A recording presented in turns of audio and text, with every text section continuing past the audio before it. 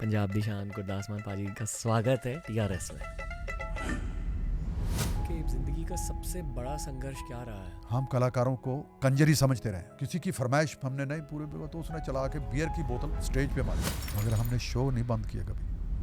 Punjab music industry में dark elements भी होते हैं। सच को अगर तुम सच कह दोगे सूली पर चढ़ जाओगे। आजकल हो रहा है पापा। चमकीला से मिले थे जी, बहुत बहुत प्यारे इंसान थे। उनके घर में देर रात तक हम खाते पीते रहे। मतलब लोग बाहर से फुटबॉल खिला के चले गए। आप और दिलजीत पाजी आपस में क्या बात करते हैं जब आप दोनों मिलते हो एक दूसरे से? वो खामोश हो जाता है। मान सत्कार जो एक अपने सीनियर के लिए उसने रखा है, जो बहुत बड़ी क्वालिटी है। 60 सालों में 3 सबसे बड़ी गलतियां क्या थी? जब अपनी वाइफ को बता पाए हो? ये नहीं बता पाया, उसके लिए मुझे हमेशा शर्मिंदगी रही। मुझे उन 2 एक्सीडेंट्स के बारे में जानना है। मैं पता नहीं कब सोया, आगे जाके झटका लगा और देखा तो गाड़ी 3 पलटी मारी। कहते हैं कि वो दंड इसी जन्म में बराबर करनी थी। पहली बार कोई आपसे मिलेगा, आपके चेहरे पर स्पिरिचुअलिटी दिख जाती है। इतना दिया है मुझको जितनी मेरी औकात ना थी। आपकी वाइफ का क्या रोल रहा है? मैंने गीत लिखा था, मंजिल मिले या ना मिले मुझे इसका गम नहीं, तुम साथ साथ हो मेरे, ये भी तो कम नहीं। वाह, बता पाए हो कि आप कितना प्यार करते हो उनसे? इतना प्यार कर लिया, बता नहीं पाया गया इतना प्यार कर। छल्ला के बारे में बताइए। छल्ला इतना अंदर बस गया, गाया बहुत लोगों ने, मगर जो इज्जत मान आज तक मुझे उस छल्ले की बदौलत मिला। आप नए पंजाबी आर्टिस्ट के गाने सुनते हो? भैया बिल्कुल। आप उन्हें क्या कहना चाहोगे? गीत नहीं रहा पंजाब, आइटम बना। गाने भी वैसे ही गाए हुए, बंदूक की बात करते हैं, शराब की, यहाँ पे दुख होता है। पंजाबी म्यूजिक इंडस्ट्री के लेजेंड और the OG bad boy of Punjab Gurdas Maan का स्वागत है आज के टीआरएस एपिसोड में। जब मुझे म्यूज़िक आर्टिस्ट और स्पेशली पंजाबी म्यूज़िक आर्टिस्ट से बात करने का चांस मिलता है, मेरी हमेशा यही कोशिश रहती है कि मैं इसे एक आइकॉनिक कॉन्वर्सेशन बना दूं। ऐसी कॉन्वर्सेशन आपको और कहीं नहीं मिलेगी इंटरनेट पर। अगर आपको भी डीप कॉन्वर्सेशंस, इमोशनल कॉन्वर्सेशंस और मेमोरेबल कॉन्वर्सेशंस अच्छे लगते हैं तो आज का गुरदास मान स्पेशल टीआरएस पर आप बहुत ज़्यादा एंजॉय करोगे। It's Gurdas Maan on the Ranveer show.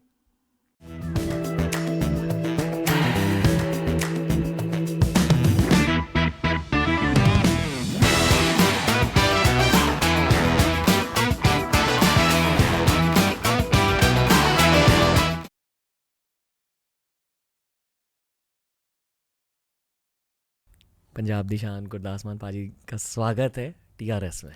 बहुत बहुत मेहरबानी है ज़रूर विन भी। आपके शोज़ मैंने देखे हैं और मुझे पता है कि आपका जो स्टाइल है और विद स्माइल आप मेला लूट लेते हैं।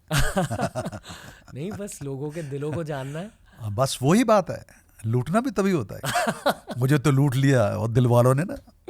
वाह। हाँ जी, हाँ। हाँ जी, आप कैसे हो सर? मैं बिल्कुल ठीक हूँ। बताओ, इस दिन के बारे में बताओ और इस फेज़ के बारे में बताओ। इस दिन के बारे में तो मेरा ख्याल है आज बहुत अच्छा दिन है, क्योंकि आपसे मुलाकात हुई है और आपके ज़रिए लोगों तक पहुंचना है, लोगों के दिल तक पहुंचना है। दिल तक पहुंचे हुए हैं, मगर बहुत सारे लोग जो बच्चे हैं, नौजवान पीढ़ी है, उनके साथ जुड़ना है, उनके साथ कनेक्ट करना है। तो इससे बड़ा कोई मेरा ख्याल है मेरे लिए माध्यम नहीं है जो आपने मेरे लिए रचाया हुआ है, मेरे लिए सजाया हुआ है। शमा रोशन की हुई है, घंटी रखी हुई है, तो घंटी बजा के शुरू करते हैं। ये घंटी बम बम बोले। हाँ जी, बम बम बोले। ये घंटी रखी हुई होती है हमारे शो में। नहीं, अच्छी बात है। बहुत रेयर है कि मैं उसे उठाकर बजाता हूँ, क्योंकि ये हमें पालगा रिनपोचे, एक बुद्धिस्ट मंक है, उन्होंने जी जी जी बिल्कुल। तो उन्होंने कहा कि जब विजडम कंपैशन से मिलती है तब ये घंटी बजानी चाहिए। और शायद आप तीसरे या चौथे गेस्ट हो 800 गेस्ट में से जिनके लिए घंटी बज रही है। इससे शुरुआत करनी थी।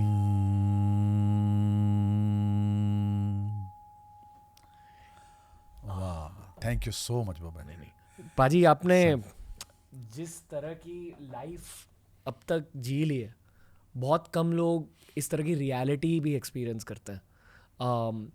जितने भी लोगों से मैंने आपके बारे में बात करी, सारों ने कहा कि इनके स्पिरिचुअल साइड को जानो, उस पर्सपेक्टिव से सवाल पूछो।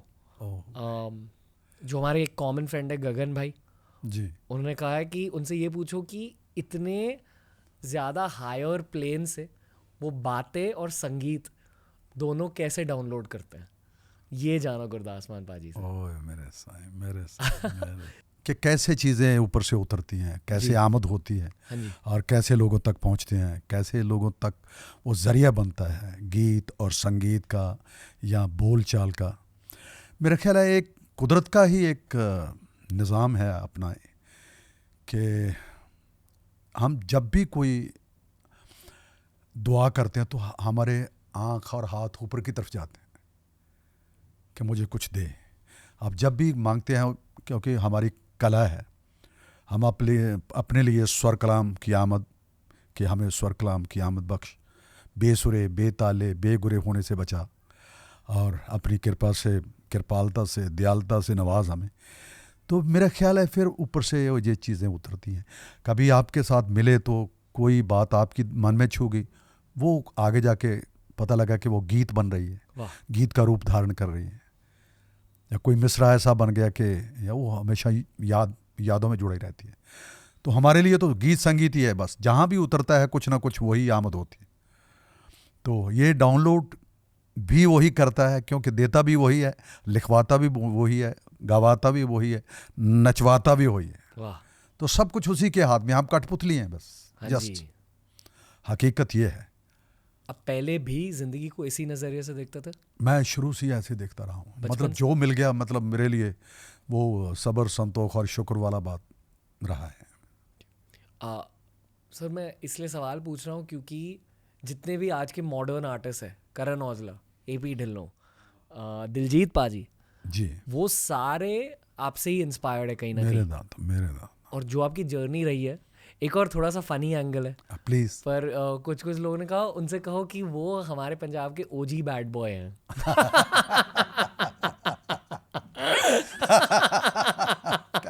क्या बात है। पर आपसे बातें करके, आपकी बातें सुनकर बहुतों को लगेगा कि आप बैड बॉय नहीं हो। नहीं, मैं शरारती चीजें भी लिखी हैं, ऐसी बात नहीं है। मगर शरारत की हद मतलब आगे नहीं निकलने दी, हदूद से बाहर नहीं गया मैं। हाँ जी। मगर लिखी जरूर है। जैसे मैंने साइकिल लिखा है, आप क्या सोचते होंगे कि मतलब यार साइकिल के ऊपर भी गीत बन सकता है? क्या कोई सोच सकता है मैं रोटी के ऊपर भी गीत बन सकता है? कि दुनिया भाग रही है रोटी के पीछे, तो उसका जिक्र शुरू होता है। मेरे जितेंद्र शाह जी के साथ ही हमारी सिटिंग चल रही थी, तो खाना लेके आ गया। तो यार कहता है यार खाना बाद में खा लेंगे, पहले ये कंपोजिशन है तो इसके ज़रा इसके ऊपर काम कर ले। मैं है यार, रोटी के पीछे तो भाग रही है दुनिया।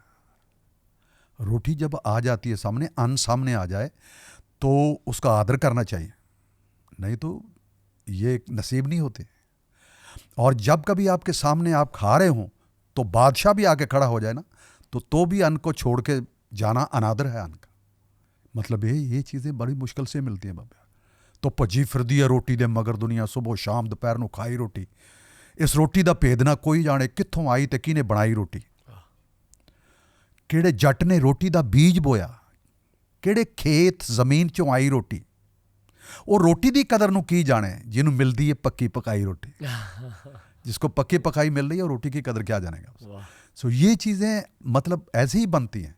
जैसे उसने बोला कि यार नहीं, रोटी बाद में खा लेंगे। बाद में क्यों खा लेंगे, सामने आई है तो ले लो यार।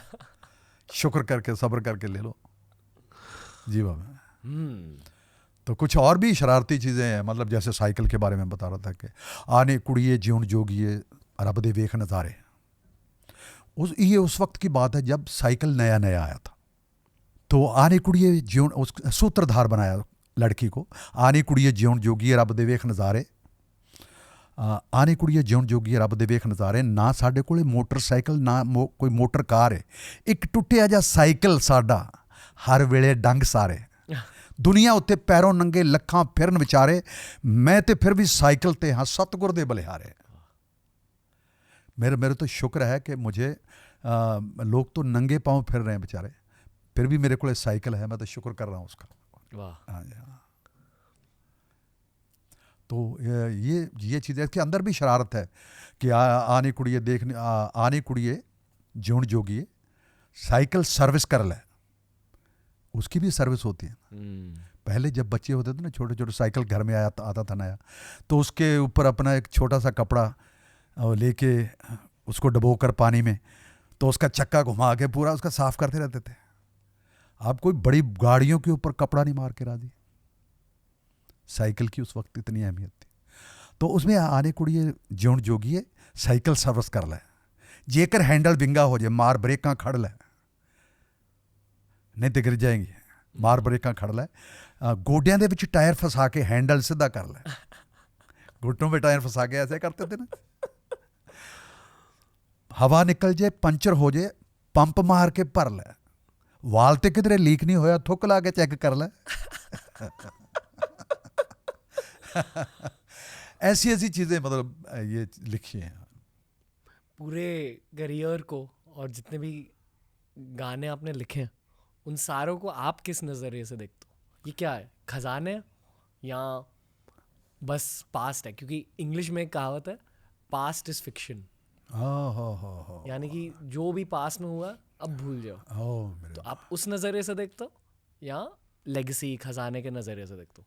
मेरा ख्याल है मेरे लिए तो खजाना ही है, क्योंकि उसने कितने दिलों के ऊपर जाकर प्यार और सत्कार उनको दिया है, तो ख़जाना मेरे पास ही है। मगर वो ख़जाना बांटने से इतना बड़ा, क्योंकि जितना जितना वो प्यार उनको मिलता, मतलब उन लोगों ने दिया, इन गीतों की वजह से मुझे मिला है। तो वो ख़जाना तो है ही है, मगर वो खाली नहीं होता। क्योंकि जब बांटना शुरू कर दे तो ख़जाने में कमी कभी भी नहीं आ सकती। उसमें रोटी में एक अंतरा है, मतलब उसमें लाइन है कि उन्हां घरां विच बरकतां रहिंदियां ने जिन्हां खैर फकीर नूं पाई रोटी। उस घर में बरकत रहती है जिसने फकीर को रोटी दी। हाँ, जिन्हां खैर फकीर नूं पाई रोटी, ओनी खाई माना, उतनी खाई माना जिन्नी हजम हो जाए। रोटी कादी जी हजम ना आई रोटी। ये मतलब इसका निचोड़ है इस गीत का, यही है। मगर रोटी के पीछे भाग रही है सारी दुनिया। आप किस चीज़ के पीछे भाग रहे हो?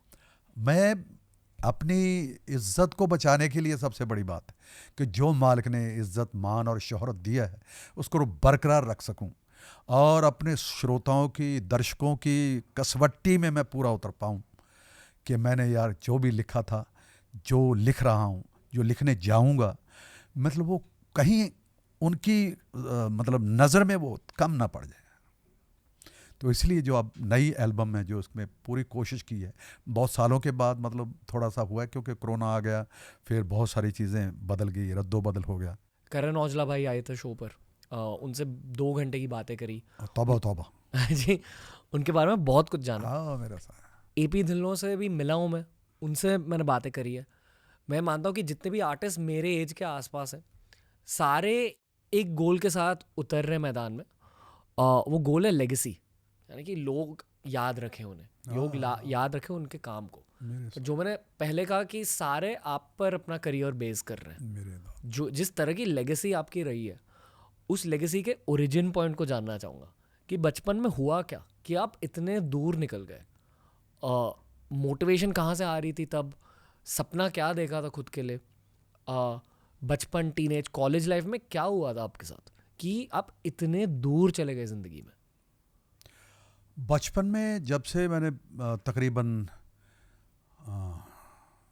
4वीं 5वीं कक्षा जब मैंने पास किए हैं, तो उनके दिनों में थोड़ा सा कुछ दौर ऐसा था कि खेती बाड़ी के ऊपर बहुत सारी चीज़ें, मतलब जैसे कोई टिड्डी दल आया, उस वक्त बहुत बड़ा टिड्डी दल आया, तो ज़मीन पे जो फसलें थी वो खा के चपट करके फिर आगे निकल जाता था, और कुछ भी मिलती नहीं थी। तो मैंने उसके ऊपर गीत लिखा था बचपन में। मतलब उस 6वीं 4वीं या 5वीं कक्षा में, मतलब हम सुनते थे गाने वगैरह, तो वो सुन के उसकी तर्ज के ऊपर कुछ लिख देते थे जी। अपनी धुन तो नहीं बनती थी, मतलब उसको वक्त हम सिर्फ वही चीज़ें, कोई उनकी 2 लाइनें पकड़ ली, उसके बराबर का उसका मीटर बना के लिखने की कोशिश की।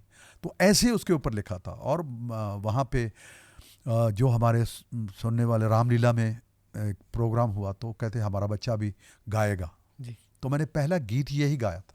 वाह। रामलीला में पीपा चक के तुरे करसाना नरमे नु खा गई आणवे, के वो ढोल तो नहीं थे वहाँ पे, मतलब जो 18 सेर वाले घी के पीपे हुआ करते थे, क्या बोलते हैं उसको, टीन बोलते हैं, टीन, जिनमें घी भरा होता है जी। तो वो ठक ठक करके डंडे से पीटते थे और उसको जहाँ जहाँ बैठती थी उस टिड्डी दल को उड़ा देते थे। तो वो उसका गाना बना जो मैंने स्टेज पे बोला, तो सुबह जितने हमारे घर में आसपास लोग थे वो पूछने लगे कि रात को इसने गाना गाया था, वे पीपा चक के मुझे छेड़ने लगे वहाँ के जो गांव की औरतें हैं कि रात जो सुनाया था ये था। मतलब मुझे लगा कि मेरी पहचान शुरू हो रही है। तो फिर मैं और उसमें मर्ज होता गया। गाना सिखाया किसने? गाना तो मेरा नेचुरली रहा है, सिखाया नहीं, मतलब जो सीखा है, जो आवाज़ कुदरत ने दी है, जो जैसे भी दी है, साज भी मतलब सीखने की। जो हमारे गांव में जो 5वीं का स्कूल था, प्राइमरी स्कूल, उसमें बाहर एक गोलियां बेचने वाला था, जेबी की गोलियां होती थी वहाँ जी। तो उसके पास खुली गोलियां होती थी खाने वाली, चूसने वाली। तो वो आवाज़ कैसे देता था, ऐसे नहीं आवाज़ मारता था, और ऐसे अपने गए थे यहाँ पे ना फट्टी जो होती है जी जी, जिसमें लिखते हैं हम, तख्ती जी। उस तख्ती को उसका पकड़ने वाला हिस्सा जो यहाँ फंसा हुआ था और यहाँ उसके ऐसे मारता था वो, और इधर से ऐसे करता था, जैसे ये चीज़ है, तख्ती है। हाँ जी हाँ जी। और जी। ऐसे। तो मैंने उसको देखा, मैं कहा यार मैं मुझे भी देना। कहते नहीं आपको नहीं आएगा ये। कहता कोशिश करो। तो मैंने ऐसे थोड़ा सा किया तो उनको लगा कि ये सीख सकता है। उसने तवज्जो दी मेरी तरफ, मुझे 2-4 बार ऐसे बताया, 2-4 बार ऐसे बताया, पूरा ये करना है, ये बजेगा एक दफ़ा, ये बजेगा। तो ऐसे ऐसे करते वहाँ से मैं जब स्कूल ख़त्म होता था अपने घर तक मैं यही करता था, टक चिक टक जिंग टक चिक टक जिंग टक चिक टक जिंग टक, वहाँ तक करता था। और जो मुझे लाइनें किसी कलाकार की याद होती थी, उस वक्त के जो कलाकार थे, गायक थे, तो मैं उनकी लाइनें उस पे ऊपर दोहराता था। तो वो मेरी ज़िंदगी का हिस्सा बना। जब भी मेरे को कुछ याद आता तो मैं उसको अपने रिदम में लेता था। ये 60s की बातें कर रहे हो आप? ये अब बहुत पुरानी बातें हैं, मतलब है तो है। हाँ, आप चौथी कक्षा में थे? मेरे ख्याल है 68 में मेरा ख्याल है 10वीं कक्षा पास की मैंने। मैं रिस्पेक्ट के साथ एक सवाल पूछ रहा हूँ। हाँ प्लीज़ प्लीज़ प्लीज़। आप ये मानते हो कि आप पिछले जन्म से कुछ लेके आए थे? मेरा ख्याल है पिछले जन्म की कमाई भी शामिल होती है बाबा जी, मैं मानता हूँ इस चीज़ को। मेरे माँ बाप की कमाई भी हो सकती है, मेरे दादे परदादा जो मेरे एंसेस्टर्स हैं जो गुजरे हैं उनकी कमाई हो सकता है, इतनी नाम की कमाई जो भी है साधना करते रहे होंगे या जिन गुरु से मतलब वो मांगते रहे होंगे, उनकी कृपा भी रही है। मेरी माँ खुद बहुत अच्छा गा लेते थे। मेरी भूआ जी वो भी घर में जब कोई ना कोई शादी ब्याह होता था तो उसमें बहुत सुंदर गायन करते थे। जेनेटिक फैक्टर हल्के से? मेरा ख्याल है हल्के हल्के हैं। मेरे फादर साहब को वो शायरी के मुतासिर थे बहुत। उस वक्त के दौर के बाबू राजबली साहब हुए, बाबू राजबली साहब। बाबू इसलिए बोलते हैं कि जो पानी के महकमे कनाल होती है ना, कनाल महकमे में काम करते थे वो, तो बाबू बोलते थे उनको। मगर शायर इतने कमाल थे कि कोई किसी ने कहा कि मैं रुपया फेंकूंगा और आपका शेर तैयार होना चाहिए। चांदी के सिक्के होते थे उस वक्त। तो मेरे बापूजी वगैरह ने उन लोगों जब छोटे थे तो उन लोगों ने देखा ये कमाल कि उसके उतरते ही एक छंद पूरा हो गया था। तो वो भी थोड़ा थोड़ा जानते थे इसके बारे में, मगर अनपढ़ थे सभी लोग, मेरे दादा। मगर वो जो डेरे में पड़े हुए लोग होते हैं ना, कि गुरमुखी के थोड़े थोड़े अक्षर उठा लेते थे। उठाना होता, एक होता है पढ़ना फ्लो के साथ, एक होता है अक्षर उठा के पढ़ना कि जोड़ जोड़ के, तो वो पढ़ लेते थे। तो मेरा ख्याल है वहाँ से कुछ मुझे मिला है। हाँ जी। और जब मेरी ख़बर छपी पहले दिन तो मेरे दादा ने वो अखबार पढ़ के जो सत में बैठे हुए लोग थे, सत मतलब जो एक सांझी जगह होती है, जी जी। जैसे सांझा चूल्हा होता है वैसे एक सांझी जगह होती है जिसको सत बोलते हैं, वहाँ बैठे हुए लोगों को सुनाया। मेरे पोते की यार मतलब दूरदर्शन पे गीत आया है, रेडियो पे भी आया था, दूरदर्शन पे भी आया ये। और हमारे हरपाल टिवाना जी थे, हमने थिएटर भी किया। तो उस थिएटर की जब पहली फ़ोटो छपी थी तो मेरे दादा ने कहा कि यार ये पता नहीं लगता, नीचे तो मेरे पोते का नाम लिखा हुआ है मगर तस्वीर में इतनी बड़ी वो दाढ़ी दूढ़ी है, तो इसमें से कौन है यार, देखो यार, देख के बताओ। तो वो कहते नहीं, ये जो है बना हुआ है कलाकार, इसने दाढ़ी लगाई हुई है, ये आपका पोता ही है। तो वो सभी को दिखाते फिर रहे थे। उस वक्त खुशी का समा था ये मेरे लिए कि मेरा दादा मुझे इंट्रोड्यूस करवा रहा है कि यार देखो मेरा पोता कहाँ पहुँच गया। मैंने सोचा कि मैं ये वाली बात आपको बाद में बताऊंगा, पर अब बताने की फीलिंग आ रही है तो बता दूंगा मैं। प्लीज़। मैं खुद बहुत ज़्यादा मेडिटेट करता हूँ, ध्यान के लिए बैठता हूँ हर सुबह। और मेरे ख्याल से ये जो हम कर रहे हैं यहाँ पॉडकास्टिंग, ये हमारा आर्ट है। तो ये मैं बहुत आर्टिस्टिकली इस पूरे प्रोसेस को देखता हूँ।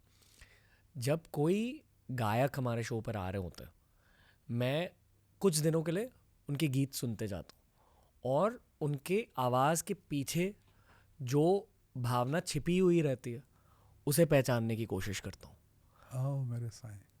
तो जब मैं आपके गाने सुन रहा था पिछले 2-3 दिनों से, मुझे 2 चीज़ें सुनाई दी, और आप प्लीज़ मुझे करेक्ट करना, अगर आप सहमत नहीं हो तो फिर वो भी कह देना जी। मैं बस जानने की कोशिश कर रहा हूँ। मुझे आपकी आवाज़ में सफ़र सुनाई दिया, ये पहली चीज़ थी। जब मैंने थोड़ी गहराई से आपकी आवाज़ सुनी तो सफ़र सुनाई दी। बहुत लंबा सफ़र रहा है और बहुत कुछ देखा है, बहुत कुछ महसूस किया है, बहुत बहुत ज़्यादा बदले हो आप इन सालों में। दूसरी चीज़ वो डेफिनेटली डाउनलोड वाली जो हमने बात करी कि आप कहीं से तो गीत भी खींच रहे हो और जो आपकी गायकी में जो हरकत सुनाई देती है वो मेरे ख्याल से ऊपर से बिल्कुल बिल्कुल एंटीना साफ होना चाहिए, नेटवर्क प्रॉपर होना चाहिए। नेटवर्क तभी प्रॉपर होता है जब आप कंसंट्रेशन, जो आप मेडिटेशन करते हैं जैसे, जी जी जी, ये कंसंट्रेशन बढ़ाती है इन चीज़ों को। मतलब उस वक्त तो हमारी, मतलब मेरा ख्याल है सुबह जब उठता तो पहले मेरा काम ही यही होता था। जब मेरे शुरू तक दौर था, मैं जब मुझे ये चीज़ें मिलनी शुरू हुई उसकी कृपा से, जिसको मानना शुरू किया, बस जिसको जान गए पहचान गए, वो मेरे लिए मान गए कि चलो लिखो गाओ। आप खुद की आवाज़ को किस नज़रिए से देखते हो? क्योंकि आपकी आवाज़ ने ही आपका करियर बनाया, जी। आपके टीम का करियर बनाया, आपकी पहचान इस दुनिया में आपकी आवाज़ है। जी। तो खुद की आवाज़ को किस नज़रिए से देखते हो आप? खुद की आवाज़ को, मेरा ख्याल है ये मेरे लिए उसकी दी हुई वो कृष्माई चीज़ है, जादू करने वाली जो कला जो है, जब वो बख्शता है तो आवाज़ के ज़रिए ही देता हूँ। किसी को आवाज़ के ज़रिए देता है, किसी को हाथ के ज़रिए देता है, किसी को आँखों के ज़रिए देता है, मगर वो नवाजता ज़रूर है। हर बंदा किसी ना किसी फ़न से मतलब महारत हासिल करता है और दुनिया में उसका नाम होता है। जैसे जादूगर लोगों को देखते हैं, कमाल करते हैं वो, ये भी एक जादू ही है जी। यह आपकी आवाज़ है, आवाज़ ही आपकी कला पहचान है। जैसे गीत था लता जी ने गाया था कि आखिरी है जो आवाज़ है वही पहचान होगी आपकी। तो आवाज़ से ही एक कलाकार की पहचान होती है। आवाज़ से ही पता लगता है ये गुरदास मान गा रहा है, आवाज़ से पता लगता है ये दलजीत गा रहा है। जितने भी रफ़ी साहब, लता जी, आशा जी, सबकी अलग अलग टोन है, मुकेश जी की अलग, किशोर कुमार अलग ही निकले। कला मतलब है, देखो गला वही है, मुंह भी वही है, आवाज़ कहाँ से निकलती है, कैसे बनती है, ये उस कृपालु ने ऐसा वोकल कॉर्ड्स में कुछ नोट्स लगा के भेजे होंगे ना कि ये ऐसी आवाज़ जाएगी। किसी को ज़ोर लगा के बोलना पड़ता है, हम थोड़ा ज़ोर लगाते क्योंकि उस वक्त ये सेंसिटिव माइक नहीं थे, उसके ऊपर ने गाया हमने, उस माइकों पे गाया, बिना माइकों के गाया है। बिजली चली गई तो बिना माइक के मतलब लगे हुए हैं, मगर ये नहीं, लड़ी नहीं टूटने दी, सिलसिला नहीं टूटने दिया, क्योंकि वो सुन रहे हैं तो मतलब, क्योंकि उतने ही लोग शांत हो जाते हैं कि जब उनको आवाज़ के ये आवाज़ सुननी चाहिए, तो उतनी शांत हो जाते, कोई हरकत भी नहीं रहती। वो चीज़ें हमने देखी, वो दौर देखे। तो आवाज़ मेरे लिए बहुत बड़ी, मेरे लिए नहीं, उन मेरे जो सुनने वाले हैं उनके लिए भी मायने रखते हैं कि यार उसकी आवाज़ में होना चाहिए था, यार ये गाना उसकी आवाज़ में होना चाहिए था। तो वो भी एक इज्जत वाली बात है। सफ़र सफ़र, हाँ, सफ़र अंग्रेज़ी वाला सुनाइए। सफ़र भी रहा है, हाँ जी। अंग्रेज़ी वाला सफ़र भी रहा है कि सफ़र करते रहे। अच्छा, सफ़र। हाँ, बहुत सफ़र किया यार। एक्सीडेंट्स। पंजाबी वाला, गुरमुखी वाला, ये उर्दू वाला सफ़र है। जी। हाँ जी, कि कहाँ तक पहुँचे, किस मुकाम पर पहुँचे, मगर यहाँ से चले थे, अभी पता नहीं कहाँ पहुँचना है,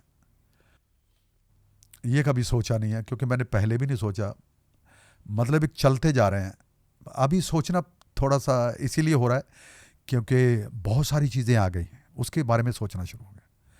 क्योंकि यार आपने बात कही है मगर बात लोगों तक गई नहीं, आवाज़ लोगों तक पहुंची नहीं, गाना लोगों तक बन गया है मगर वहाँ तक पहुंचा ही नहीं, दर्शकों के पास, श्रोताओं के पास, दुनिया में कहाँ कहाँ बैठे लोग, उनके पास पहुंचा नहीं। तो फिर इसका गाने का मेरे को मकसद ही नहीं रह जाता। तो उसके लिए आप लोग ज़रिया है हमारे, एक बहाना है, खूबसूरत बहाना जो जोड़ने का, दुनिया से जोड़ने का। तो यही सफ़र है मेरा बस बाबा जी, और ये सफ़र कब मुकम्मल होगा ये तो वही जाने। ऑलमोस्ट 60 साल हो चुके हैं उस 60s के फेज, हाँ, जब आपके दादाजी ने मेरे साईं, लोगों मेरे को साईं, मेरे साईं, कैसे फोटो। आपने तो कैलकुलेट करके रख लिया ये। 60 इयर्स हाँ, रफली। मेरे साईं। ये बहुत लंबा सफ़र होता है, किसी किसी का करियर भी इतना लंबा नहीं होता। हाँ हाँ हाँ। और आप तब से कलाकार रहे हो। सवाल ये आपके लिए कि इन 60 सालों में 3 सबसे बड़ी गलतियां क्या थी? गलतियां सबसे होती है।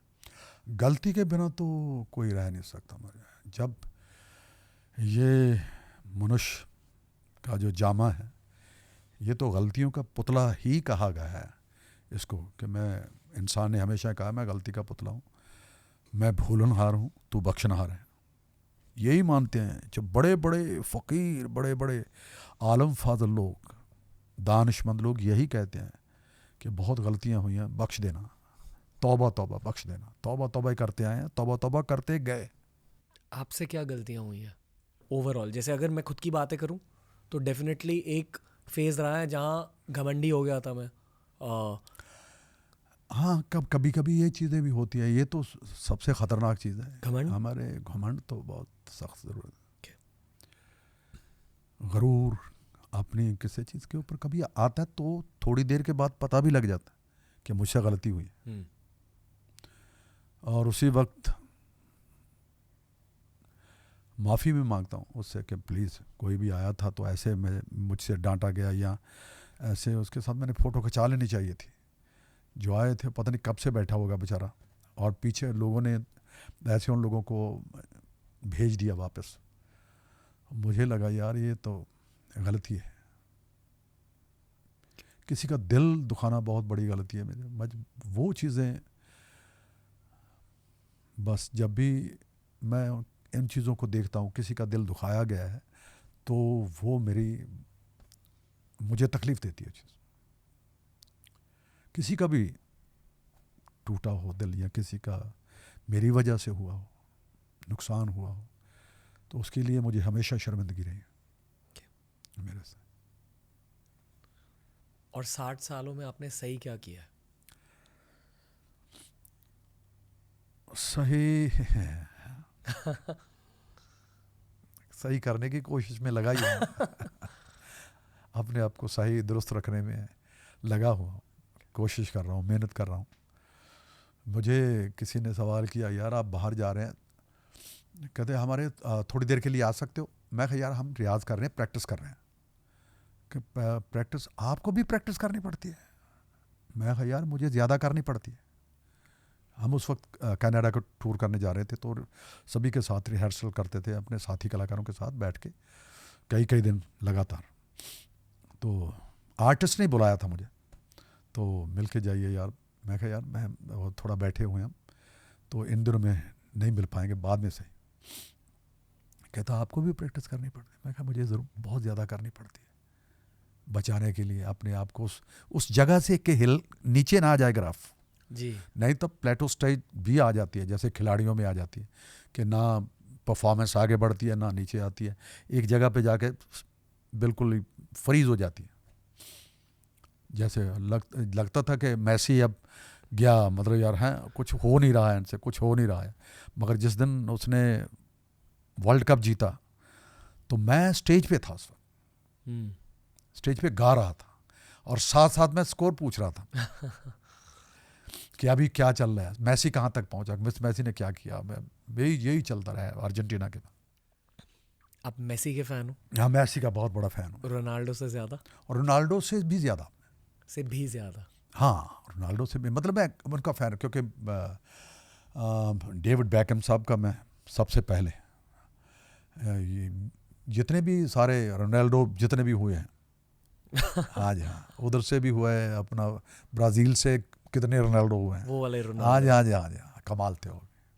तो मैं मैसी का इतना बड़ा फ़ैन क्योंकि उस दिन मैं पूछ रहा था कि क्या स्कोर हो गया, क्या स्कोर है, मैं साथ साथ में।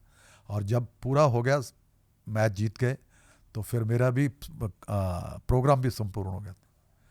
मैं मानता हूँ कि जितने भी लड़के स्पोर्ट्स देखते हैं वो हमेशा खुद की ज़िंदगी को एक स्पोर्ट्स के नज़रिए से भी देखते हैं। होना चाहिए बाबा, स्पोर्ट्स बहुत ज़रूरी है, स्पोर्ट्समैनशिप।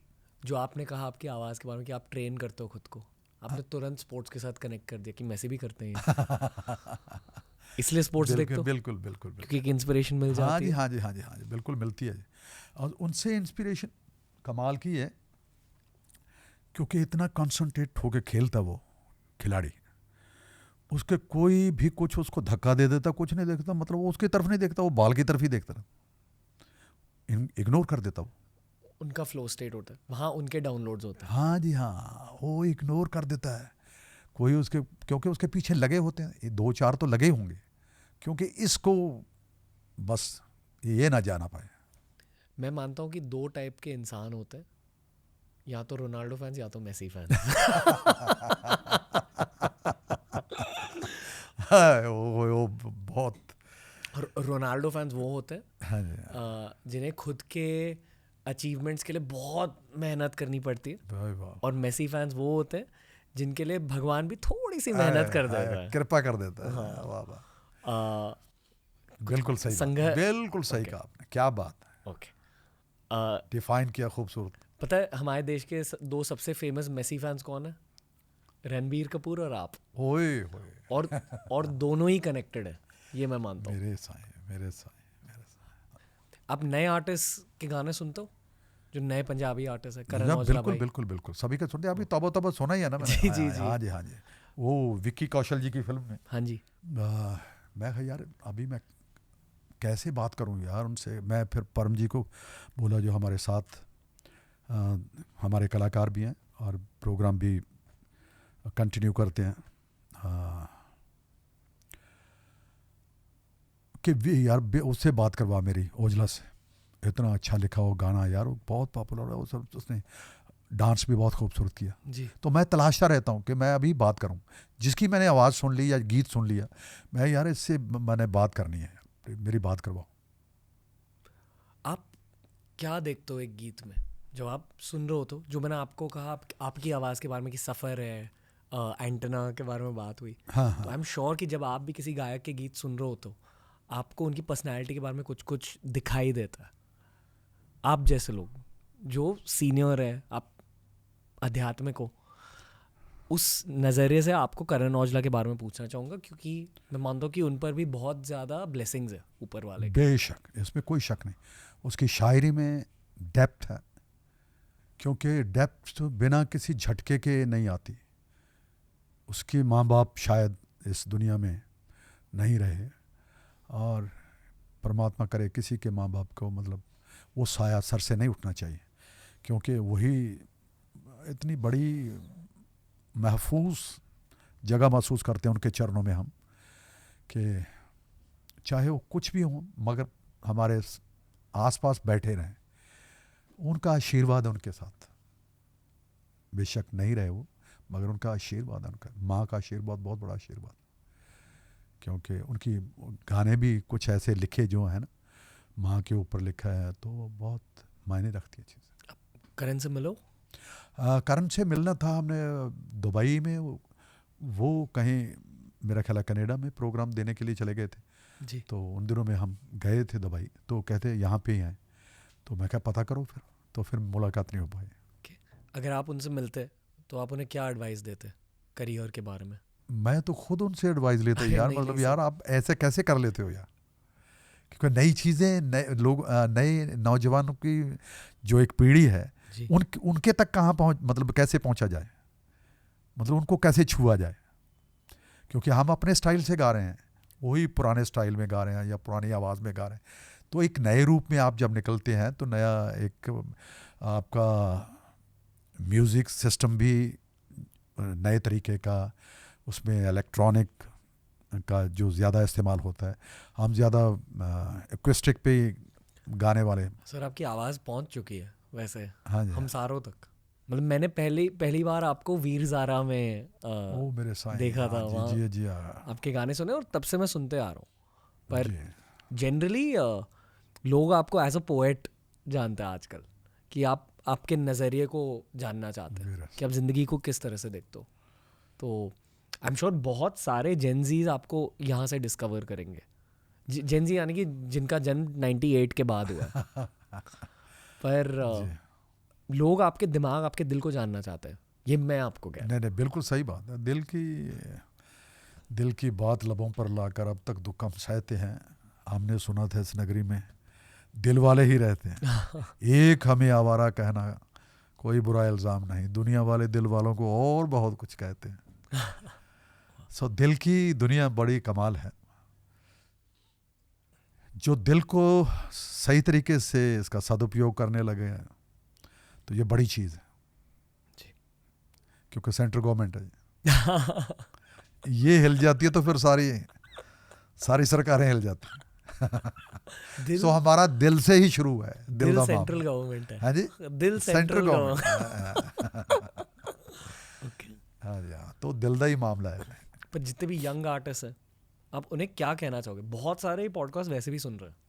हाँ, मैं उनको बस यही कहना चाहूँगा कि आप कभी किसी की वो नहीं करनी, परवाह नहीं करनी कि यार मुझे मेरे लिए ये बोल रहा है, वो बोल रहा है। अपने काम की तरफ पूरी तवज्जो दे के, सच्ची ईमानदारी से, नीयत से, तबीयत से अपने काम को बरकरार रखो, और दुनिया को, क्योंकि आपको फॉलो करते हैं लोग, आप किसी के आइडल्स हैं, तो उनके दिल बस ना टूट जाएं, बस उनको खुश रखने के लिए जो कुछ कर सकते हो, श्रद्धा से, अपनी आवाज़ से, जो आपके पास जादू है, और आपके गीत के जो लिखने की कला जो आपको बख्शी है, उसकी वजह से आप उनको खुश रखें बस। जेन्युइनली एक बात कहनी है, पर जो हमने स्टार्ट में कहा कि ओजी बैड बॉय, ये वो ठीक है, वो सब एक जगह, पर कभी कभी आपके चेहरे को देखकर ना लगता है कि आप भी कोई संत टाइप के इंसान हो। अगर कोई गुरदास मान के चेहरे को नहीं जानता, जब पहली बार कोई आपसे मिलेगा, आपके चेहरे पर भी एक वो स्पिरिचुअलिटी दिख जाती है। मेरे साईं, आप ये मानते हो? ये उनका नज़रिया है, बिल्कुल बिल्कुल। पर मैं कभी ऐसे ये आंखों का ही ये जो हल्का हल्का सरूर है जी, तेरी इस नज़र का कसूर है ना, वो उनको लगता है। मैं देख के, आपको मेरे अंदर भी यही फील हुआ था कि ये भी नेक इंसान है, अच्छा इंसान है, कि इसके अंदर भी परमात्मा ने जो कला बख्शी है, जो नवाजिश की है, ये उसकी कृपा तो है ही है। अदरवाइज तो बैठ ही नहीं पाता बाबा जी, क्योंकि नॉर्थ साउथ पोल ऊपर वाले कभी किसी के साथ हाथ मिला के आप तिलमिला जाते हो जी। थोड़ी देर के बाद में तो आप जाते हैं, यार मुझे हो क्या गया है, कुछ प्रॉब्लम है यार, मुझे थोड़ा, यार मुझे पानी दे, कुछ है, चलो चाय पीते हैं, बैड वाइब्स। हाँ, ये होता है हर बॉडी के अंदर से एनर्जी। हाँ जी, निकलते हैं, चाहे वो गलत हो या ठीक हो, मगर जिसके साथ वो कनेक्ट हो जाती हैं, वो जो क्या बोलते हैं उसको, रेज कहते हैं, वाइब्स। हाँ क्या, वाइब्स, हाँ, वाइब मैच हो जाती है। बस खुशबू मैच हो जाती है तो मतलब एक और ही अलग पैदा कर देती है वो। छल्ला के बारे में बताइए, पुराने छ- छल्ला के बारे में, नए छल्ला के बारे में। हाँ, छल्ला, वो छल्ला मेरा ख्याल है इतनी बार सुना होगा मैंने।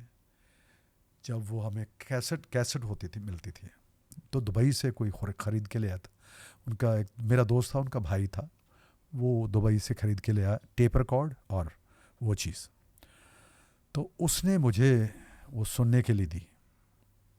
इनायत अली साहब की गाई हुई थी जो छल्ला, एक तरीके का उसका अपना स्टाइल था, मगर उसके अंदर मेरी जो अंदर से आत्मा जो आनी शुरू हुई, उसके गाने के बाद, सुनने के बाद, मैं जब खुद प्रैक्टिस करता था मैं कहीं और निकल जाता था, ऊंची आवाज़ में गा के निकलना, फिर वो छोड़ के आना। तो जो उसने नहीं किया था, उसमें सिर्फ सिंपल लिख चल रहा था। तो वो मेरी ज़िंदगी का वो हिस्सा बन गए कि एक मस्जिद थी वहाँ, उनको बोलते थे शाही मस्जिद, जहाँ इनके महाराजा भूपेंद्र सिंह के जो पुरखे थे, वहाँ पे उन लोगों को समाधि दी, उनके लिए जगह बनाई हुई थी जी। तो हम वहाँ पे जाके उनके जो बरामदे थे बड़े बड़े, उनके बीच में बैठ जाते थे, और एक वो ढोलक वाला होता था, एक मैंडोलिन प्ले करने वाला होता था, बस फिर वही चीज़ चलती थी। और फिर मतलब लोग जो घरों में सोए हुए हैं वो भी निकल के आके हमारे पास आके बैठ के सुनते थे। ऐसी ये चीज़ पहले भी हुई, क्योंकि जब मैं अपने गांव में था, ये पटियाला की बात है, कि छल्ले के बारे में, कि छल्ला इतना मतलब इतना अंदर बस गया। वो एक होता है ना कोई चीज़, जैसी चीज़ समाधि ले लेती है अंदर, वो चीज़ आ गई। वो गाया बहुत लोगों ने, मगर जो इज़्ज़त मान आज तक मुझे उस छल्ले की बदौलत मिला है, तो छल्ला मेरा मतलब हिस्सा, गहना बन गया। सिर्फ छल्ला गहना ही है वैसे तो, मतलब वो अंगूठी बन गई जिसके बिना किसी की शादी नहीं हो सकती, क्योंकि रिंग सेरेमनी तो होती है ना। तो मेरी रिंग सेरेमनी छल्ले के साथ ही हुई है। उसे री रिकॉर्ड क्यों किया आपने? री रिकॉर्ड एक्चुअली में ये थे, हमारे दोनों से पूछा गया, दलजीत और मुझसे पूछा गया कि मतलब छल्ले के बारे में ऐसा कुछ कोलैबोरेशन किया जाए तो कोई हर्ज तो नहीं है। मैं कहा नहीं, मैं कहा मुझे उसके साथ काम करना अच्छा लगता है। दिलजीत के साथ मैंने की बनो दुनिया दा गाया हमने दोनों ने, और लोगों ने बहुत प्यार सत्कार दिया।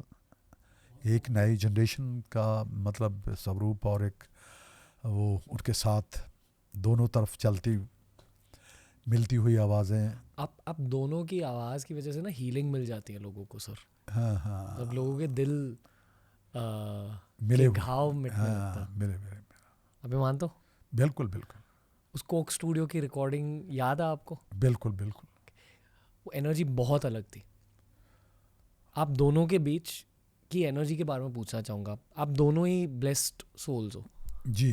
ऊपर वाले का आशीर्वाद है आप दोनों पर। तो जब ऐसे दो सोल्स मिलते हैं और आर्ट बनाते हैं साथ में, वो दुनिया बन जाता है, मेरा ख्याल है वो बनाते नहीं, बन जाती है। ये चीज़ें जब हम सोचते हैं ना कि मतलब हम बना रहे हैं या कर रहे हैं, कोशिश करते हैं, हमारी कोशिशें होती हैं, कि कोशिश ही तो बड़ी बात है, कोशिश में ही कशिश पैदा होती है। और कोशिशें नहीं करने से तो फिर कुछ भी हासिल नहीं है, कोशिश तो करनी पड़ेगी। तदबीरों पे नाज करोगे, किस्मत पर पछताओगे।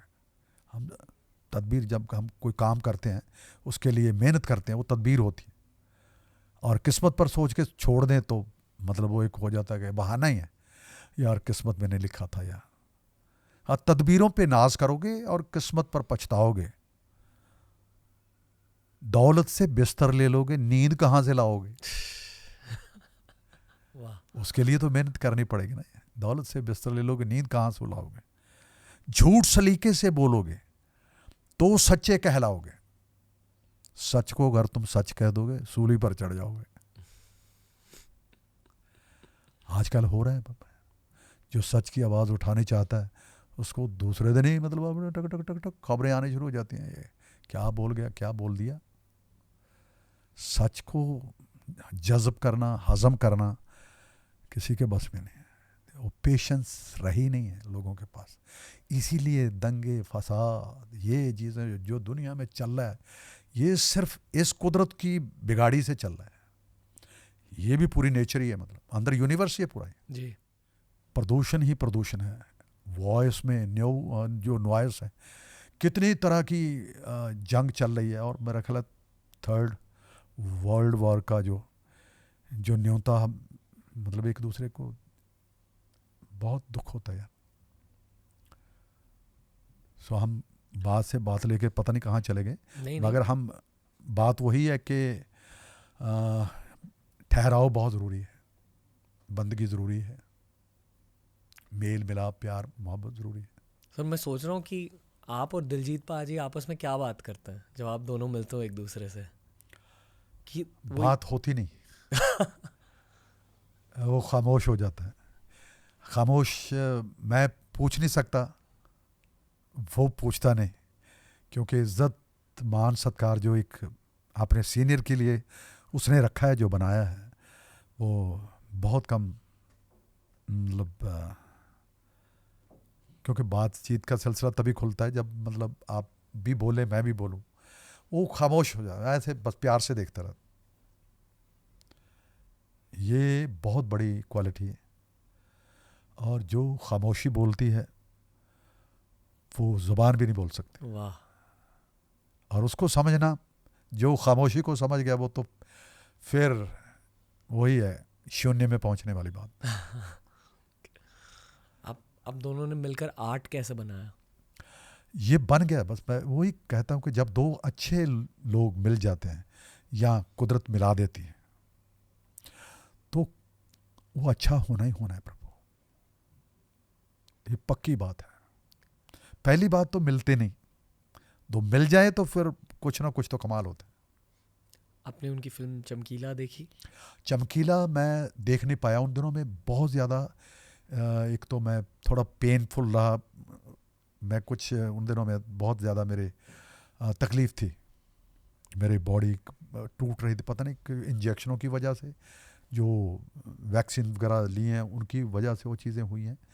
मुझे मतलब बहुत ज़्यादा रहा है। और फिर मैं प्रोग्राम्स के लिए भी थकावट मुझे बहुत हो जाती थी, ट्रैवल करता था, कभी इधर कभी इधर, कभी उन दिनों में बहुत ज़्यादा रहा, तो वो बॉडी को ही संभालता रहा मैं। आप कभी ओरिजिनल चमकीला से मिले थे? जी पहले? हाँ जी हाँ, मिला। हम एक ही साथ, एक अपने जो हमारा म्यूज़िक डायरेक्टर एक था चरणजीत आहूजा जी जी, और उनके घर में हम मुलाकात की थी। वो कैसे उनके था? घर में बहुत देर रात तक हम खाते पीते रहे, मतलब कैसे थे और वो? बातें करते रहे। बहुत अच्छे, बहुत बहुत प्यारे इंसान थे वो। मतलब उनको ये रहता था कि यार गुरदास भाई थोड़े गाने सारी दुनिया ਨੂੰ ਉਹ ਤੁਸੀਂ ਘਰ ਪਰਿਵਾਰ ਦੇ ਵਿੱਚ ਬੈਠ ਕੇ ਸੁਣਦੇ, पर मेरे गाने थोड़े जे आड़े टेढ़े। मैं कहा यार जो मालिक ने जिस तरह दिया है किसी को, मतलब उसको तो आप झुठला नहीं सकते ना। आपकी झोली में वो चीज़ डाली है, मेरी झोली में ये चीज़ डाली है, तो हम इस चीज़ का कोई कंपैरिजन नहीं कर सकते कि आपको नहीं, आप उसको चीज़ को आप फ़ख्र महसूस करना चाहिए कि आपको कितने लोग सुनते हैं और कितने वो लोग सुनते हैं जिनको बेचारों को कुछ एंटरटेनमेंट मिलता ही नहीं है। जैसे ट्रक ड्राइवर हैं, सारी रात गाड़ी चलानी होती है, तो उनको कोई एंटरटेनमेंट ना मिले या जिस चीज़ के लिए वो उसके अंदर एक जोश बना रहता है कि आपकी आवाज़ सुन रहे हैं, आपके गाने सुन रहे हैं। ये चीज़ें हमारी वार्तालाप बहुत मतलब प्यार से विदा हुए। उनके साथ एक और कलाकार थे आज़ाद साहब, जो उनके राइटर थे, उनके साथ भी बहुत प्यारी वार्तालाप कि उनके बारे में बताया कि यार बहुत अच्छा, आपको बहुत प्यार करते। उस फिल्म की वजह से नई जनरेशन ने जाना है चमकीला के बारे में, उनका म्यूज़िक डिस्कवर हुआ है। हाँ हाँ, इम्तियाज़ अली ने वो बहुत पहल की। हाँ, बहुत प्यारी फिल्म है सर। वाह। वहाँ भी वो फ्लो स्टेट के बारे में बात करी है, उस फिल्म में दिखाया गया फ्लो स्टेट कि वो कैसे लिखते थे गाने। हाँ, मैंने करण से भी पूछा था उस फिल्म के ओजला बाद। से हाँ जी। हाँ, उन्होंने कहा कि मुझे खुद की एक परछाई दिखाई देती है चमकीला में, हाँ, फिल्म में। क्या बात। पर जिस तरह से उस फिल्म की एंडिंग, एक्चुअली बिगिनिंग दिखाई गई है, बिगिनिंग में ही चमकीला की एंड दिखाई जाती है उस फिल्म में। ओके। तो देश जाना है कि पंजाब की म्यूज़िक इंडस्ट्री में कुछ कुछ ये डार्क एलिमेंट्स भी होते हैं अक्सर अक्सर रहा है ये समाज। पहले से। हाँ जी पहले से रहा है। अब भी मेरे ख्याल से एपी ढिल्लों के घर पर अभी कुछ हुआ था। शूट हुआ है, मतलब बाहर से कोई गोली चला के चले गए। करण औजला के घर भी पर पहले भी ये हुआ हुआ था। है। हाँ जी हाँ। और साथ साथ पंजाबी म्यूज़िक अभी मेन स्ट्रीम हो रहा है, पूरा देश अब पंजाबी गाने सुन रहा है। बिल्कुल, ये देखो कमाल है। तो पंजाबी म्यूज़िक इंडस्ट्री को ग्रोथ भी मिल रही है, देश नहीं दुनिया सुन रही है। फॉरेन क्लब्स में भी पंजाबी गाने बज रहे हैं। हाँ जी, पहले चार्ट में मतलब जो 10 का चार्ट जो है उसमें पंजाबी के नंबर होते हैं। शायद मेरे देखने का नज़रिया गलत हो सकता है, पर मैं मानता हूँ कि जब पंजाबी आर्टिस्ट को मुश्किलों का सामना करना पड़ता है, स्पेशली ये जो क्राइम रिलेटेड मुश्किलें होती हैं, इसका रूट कॉज शायद जलन है। लोग जल रहे हैं कि इनको इतनी ज़्यादा ग्रोथ मिल रही है। ये जो पंजाबी सॉन्ग नहीं रहे, इवेंट बन गए। या एक कोई गाना डालो यार, कोई मतलब ऐसा कुछ, मतलब मज़ा आ जाए। आइटम बन गए। गीत नहीं रहा पंजाबी, मतलब आइटम बन गए। एक आइटम डालो यार, पंजाबी आइटम डालो। तो ये होना ही था एक्चुअली में कि एक हमारे शायर थे, उसने जिक्र किया था, धनी राम चात्रिक जी, पंजाब करा की सिफत तेरी, शाना दे सब समान तेरे, जल पौन तेरा हरियाउल तेरे, दरिया पर्वत मैदान तेरे, तू सिर साहिबान है अंबां दा, मसलंद मखमली कामां दी, चप्पे चप्पे ते फैल रही दौलत तेरे दरियावां दी। ये पंजाब की सिफत की हुई है। और लास्ट में कहता है कि तेरी माँ बोली जी करदा है कि मैं मतलब इस दुनिया तो जानू दिल नहीं का, पर उसने जिक्र किया है कि तेरी आवाज़ घर घर में जाएगी। माँ बोली की आवाज़, पंजाब तेरी माँ बोली की आवाज़ घर घर में जाएगी। और मेरा दिल नहीं करता कि मैं इस दुनिया को, इस पंजाबी को मैं, मेरा जान को दिल नहीं करता इस जहान को छोड़ने को, इस पंजाब को छोड़ने को दिल नहीं करता जब उनकी मौत का हो जाता, कि मैं नहीं चाहता कि मैं चला जाऊं इससे, कि तेरे से मेरा इतना लगाव हो गया, तेरी ज़ुबान से इतना लगाव है, पंजाबी ज़ुबान के बारे में इतना, मतलब उन लोगों ने लिखा था और घर घर पहुंची भी है। ये उसका मतलब एक दुआ थी उस कलाकार की, शायर की। तेरी माखियों मिठी बोली दी, हाँ मतलब मुझे याद आ रही हैं लाइनें, तेरी माखियों मिठी बोली, तेरी शहद से मीठी शीरी ज़ुबान है जो, तेरी माखियों मिठी बोली दी, जी करदियां सिफत न रजदा है, उर्दू हिंदी दियां साजां विच सुरताल तेरा पिया वजदा है। दरगाही सद्दे आ गए ने, दरगाही सद्दे आ गए ने, समान त्यार सफर दा है, पर तेरे बूहों हिलन नूं चातरक दा जी नहीं करदा है। मेरा जाने को दिल नहीं कर रहा। तो आज उनके बोल पूरे हो रहे हैं, कमाल की बात है। उस शायर की जहाँ भी हैं वो, मतलब हमारे दिलों में राज करके गए हों और ऐसी चीज़ लिख के गए पंजाब के ऊपर, कमाल। यही है एक कलाकार को याद रखने का, उसको सजदा करने का, उसको अकीदत मतलब उनके लिए इतनी है।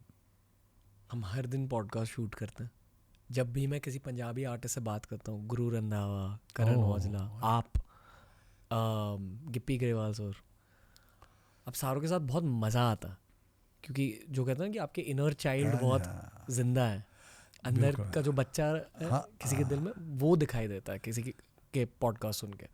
तो आप सारों में वो इनर चाइल्ड बहुत जिंदा है, और इस वजह से मुझे दुख होता है कि आप सारों को बहुत परेशान किया जाता है, और शायद पूरा देश भी यही सोच रहा है कि पंजाबी म्यूज़िक इंडस्ट्री हमारे देश के लिए इतना कुछ कर रही है एक इंटरनेशनल स्टेज पर शायद जलन की वजह से, तवज्जो नहीं उनकी तरफ दी जा रही। हाँ जी, शायद जलन की वजह से, शायद पता नहीं सर। ये मुझे इस बात की ज़्यादा समझ नहीं है कि जब करण औजला भी आए थे, पूरी सिक्योरिटी लेके आए थे, जो भी सिद्धू के साथ हुआ, जो भी अब एपी के साथ हो रहा है, पूरा देश ये मानता है कि ये गलत है, पर इसका कोई सल्यूशन है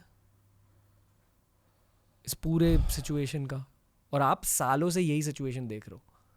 चमकीला सर की डेथ को भी आई थिंक ऑलमोस्ट 40 इयर्स हो चुके हैं. कितने जो स्टेज पे डांस करने वाली जो डांसर्स बेचारी रोटी रोजी उनकी मतलब नाच के गाना नाच के पैसे कमाना है, रोटी रोजी है, प्रोफेशन है, मगर उनको भी वहाँ पे क्योंकि दारू पी के लोग इतनी उस जगह पे पहुँच जाते हैं कि गोली चला देते हैं.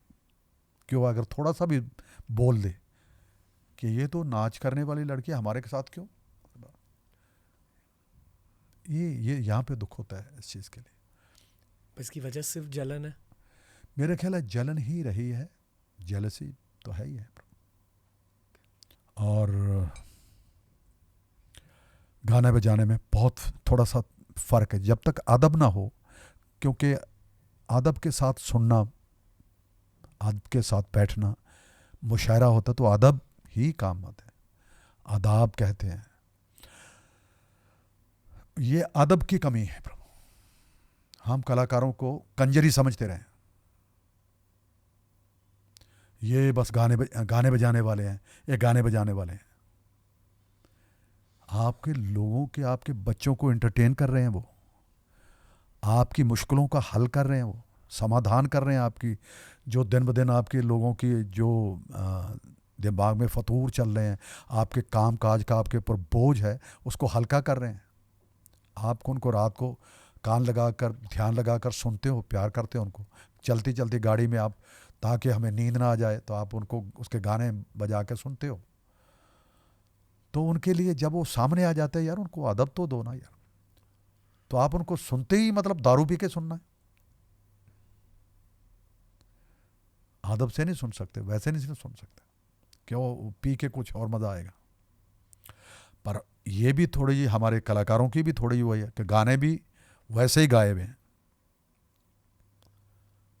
जब आप बात करते हैं बंदूक की, बात करते हैं शराब की, तो बात करते हैं अब कि उड़ा देंगे, ये कर देंगे, वो कर देंगे, तो फिर दूसरे भी उनके ऊपर असर करता है. गीत जो बोलते हैं उसका असर होता है.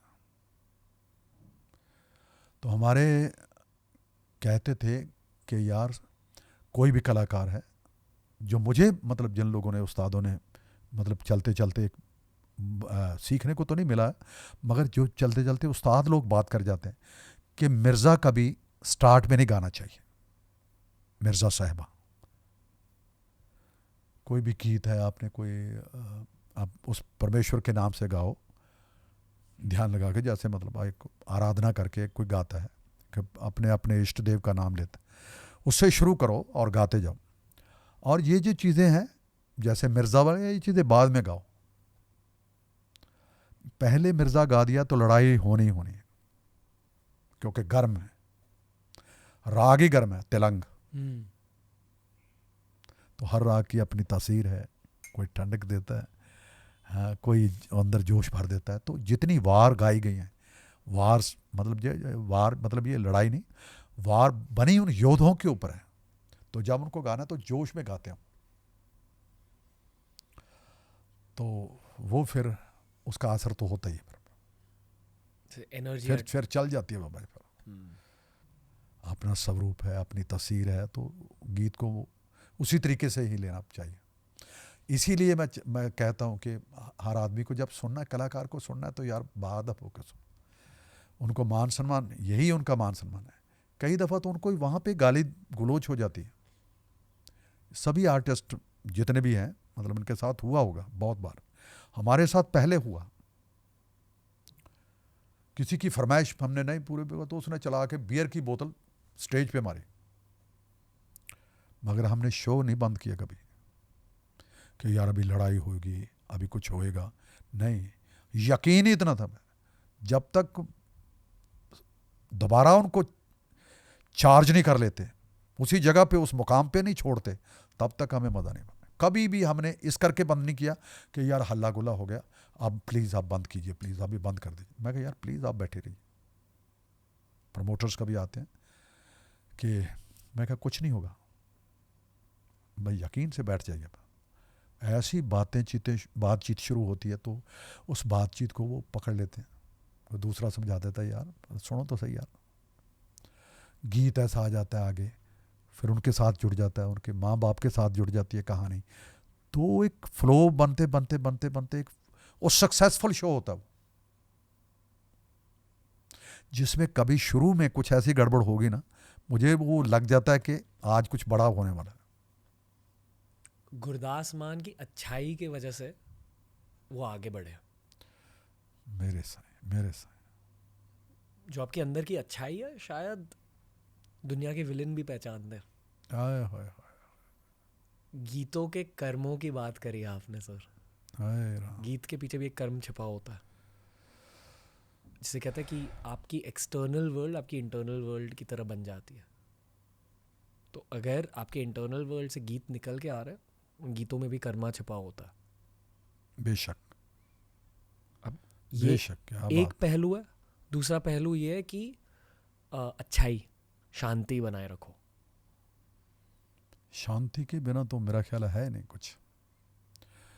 मन में शांति नहीं, मोहल्ले में शांति नहीं, आगे जाके गांव में शांति नहीं, फिर स्टेट में शांति नहीं है, फिर है क्या चीज़? किस चीज़ के लिए झगड़े हैं? ना हिंदू बुरा है, ना मुसलमान बुरा है। आ जाए बुराई पे तो हर इंसान बुरा है बाबा, क्योंकि अंदर तो शैतान बैठा ही हुआ है। वो अपना काम कर जाता और अपना काम करके फिर मुस्कुराता है कि देखो उनको मैं उल्लू बना दिया, और हम बन जाते हैं। और कोई सलाह देना चाहोगे आर्टिस्ट को जिनका करियर स्टार्ट हो रहा है? काफ़ी सारे लोग डर रहे हैं अब। डरने से काम नहीं बना। कच्चे कड़े ते तरना ते मौतों की डरना। जैसे सोनी महिवाल वो कच्चे घड़े पे जाती तो पक्के पे थी, एक दिन कच्चा रख दिया उसके ननद ने कि इसको बस डूब जाए, ये हमारे घर से निकल जाए, ख़त्म हो जाए, कि हमारी बदनामी हो रही है, ये मोहब्बत करती है महिवाल से। तो उसके बदल के ना दूसरा रख दिया, मगर उसने भी टनका के नहीं देखा उसको कि पक्का है या कच्चा है, क्योंकि इश्क तो फिर इश्क पक्का है तो फिर कच्चे को क्या देखना है। ये वो है कि आपके काम में मोहब्बत है तो फिर डर नहीं, फिर तो देख जो होगा देखा जाएगा, ये सोच के चलना पड़ेगा। मगर आप अच्छा करेंगे तो कोई आपको डरा भी नहीं सकता। पर अगर मुश्किल स्थितियों का सामना करना पड़े तो फिर क्या करना चाहिए उन सिचुएशंस में? अपने ऊपर यकीन है, जो अपने इष्ट देव पे यकीन रखिए। किसी के ऊपर तो यकीन रखना पड़ेगा आपको। अपने आप पे रखोगे तो नहीं यार ये कोई बात नहीं है, कोई प्रॉब्लम नहीं है, ये समस्या ही नहीं है, ये होगा ही नहीं, ये खो ही नहीं सकता, मेरे साथ नहीं बढ़ा होगा तो मेरा ईश्वर देखेगा, मेरे पास बैठा हुआ है। बस इस यकीन की बदौलत तो वो तर के गई, कोई घड़े ने थोड़े पार उतारना था उसको। इश्क में डूब जाना भी तर जाना होता है जी। हाँ। सर फिर से मैं बहुत ज़्यादा इज्जत के साथ इन सवालों को आपके सामने पेश करूँगा। मुझे उन 2 एक्सीडेंट्स के बारे में जानना है। आई एम सॉरी कि मैं आपको वहाँ लेके जा रहा हूँ। No problem. 2001 और मेरे ख्याल से 2007। मुझे सन अभी याद नहीं है जी। मतलब एक एक्सीडेंट जो होता था उसके बाद 5 साल बाद होता दूसरा। 2006 2007 हाँ बस ऐसे ही है। ओके। या 2000 में हुआ था और वो दूसरा फिर 2005 में हुआ शायद। एक 5 साल करनाल के पास हुआ था। हाँ एक कसौली सॉरी कसौली नहीं, कुराली। जी। कुराली में हुआ था। जो पहला में हुआ उसमें मेरे राइट साइड पे लगी आंख पे, दूसरा जो करनाल में हुआ मेरे लेफ्ट साइड में लगी। तो मेरी ये जो तराजू है, ये जो तराजू है ना बीच में, ये तकड़ी बन गई ना, ये जी जी जी। ये शायद बराबर करनी थी। बहुत गलतियां हुई होंगी मेरे से, मतलब जिनका कहते हैं कि वो दंड जिसके हाथ में है तो बराबर कर देता है। इसी जन्म में अपने हिसाब किताब देके जाएं तो फिर मेरा ख्याल है वो अच्छा होता है। So if you don't mind, मैं चाहूँगा कि आप दोनों एक्सीडेंट्स के बारे में इन डिटेल बताएं आपके नज़रिए से? और ये सवाल मैं इसलिए पूछ रहा हूँ क्योंकि मेरे ख्याल से हर किसी की ज़िंदगी में कुछ कुछ ऐसे मोमेंट्स होते हैं जो बहुत ज़्यादा डिफाइन करते किसी की लाइफ को। वो जो आपने कहा कि कर्म साफ हो गए, शायद मैं उस नज़रिए से भी हाँ, पूछ रहा बिल्कुल हूँ। बिल्कुल बिल्कुल बिल्कुल। अच्छा, पहले एक्सीडेंट के बारे में बताइए। पहला एक्सीडेंट जो मेरे चलाने वाले उस वक्त पायलट तेजपाल जी थे, गाड़ी चलाते थे, तो हमारे पास उस वक्त पजेरो गाड़ी थी, वो सेकंड हैंड ली थी उस वक्त, और उसको बहुत खुशी थी कि मेरे पास पजेरो है, मतलब मैं पजेरो चलाता हूँ। तेजपाल की बात कर रहा हूँ। वो इतना अच्छा इंसान था, इतना अच्छा ड्राइवर, और पूरा मेरा एक एक चीज़ का ख्याल रखना, परिवार का पूरा ख्याल रखना। लोहड़ी का प्रोग्राम था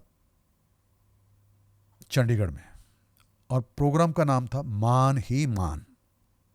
सारे मान उस वक्त, एक सिर्फ बब्बू मान उसमें नहीं आए, बाकी सारे मान उसमें शामिल थे, भगवंत मान जी को लेकर चीफ मिनिस्टर हैं वो। तो वो सब मान मतलब वहाँ पे आए थे, हरभजन मान, भगवंत मान। तो रात को लोहड़ी प्रोग्राम ख़त्म हुआ, मैं सुबह जाना था अपने साईं जी के दरबार में। मेरी वाइफ रात को माइग्रेन हो गया, इनको बुरी हालत हो गई। तो सुबह जब उठे तो कहते आप जाके आ जाओ, मैं नहीं जा सकती, मेरे पास बेबी को रहने दीजिए। बेबी हमारे जो साथ काम देखते थे हमारे घर का, तो मेमोरी समझ लीजिए, कई दफ़ा परिवार के साथ ऐसा जुड़ जाते जैसे मेम्बर, जैसे घर का परिवार का हिस्सा हूँ। तो उनके साथ रही वो, तो हम चले गए। मैं बैठा हूँ गाड़ी में, मैं पहली सीट पे बैठ गया। मैं पीछे बैठता हूँ मोस्टली, मैं उस दिन मैं पहली सीट पे बैठा, और मैं अपने इष्ट देव को उस वक्त याद करने लगा। मैं कहा यार तेजपाल, और मुझे नींद भी आ रही थी। अच्छा, वो भी रात का जगा हुआ है, प्रोग्राम देखा उसने पूरा। मैं कहा मुझे नींद भी आ रही है, मैं पाठ भी करना है। वो कहता कोई बात नहीं भाजी, तुसी ऐ करो, अपनी बेल्ट बांध लो। पहली दफ़ा किसी इंसान ने मुझे कहा कि बेल्ट बांध लीजिए।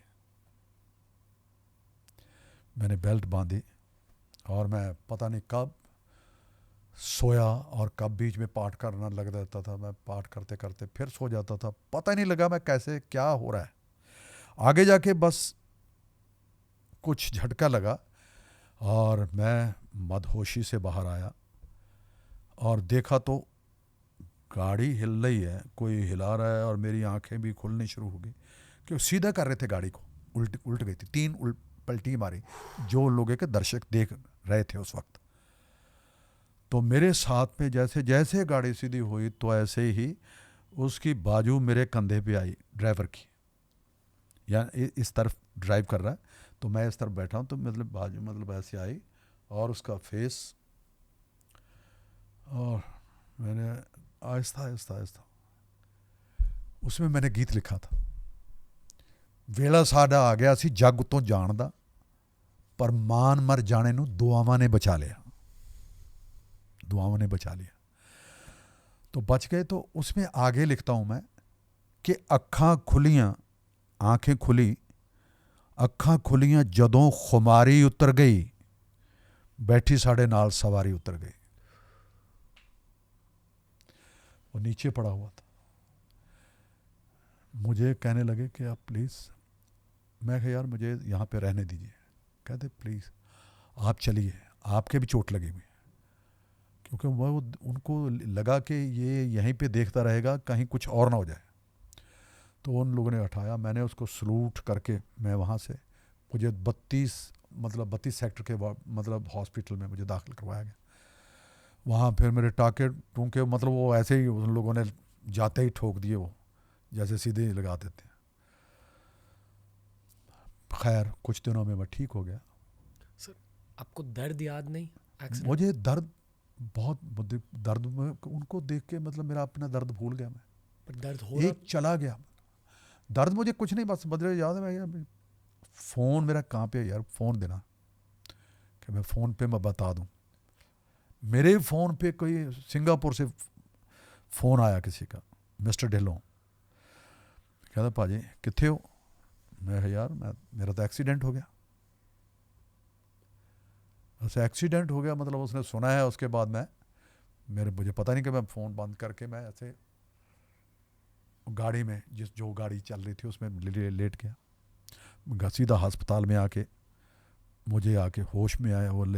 जब उन लोगों ने उस पर डाला तो फिर मुझे होश में आया। तो वो लोग पहले, क्योंकि उसने मेरे घर वालों को खबर दे दी कि गुरदास का तो एक्सीडेंट हो गया।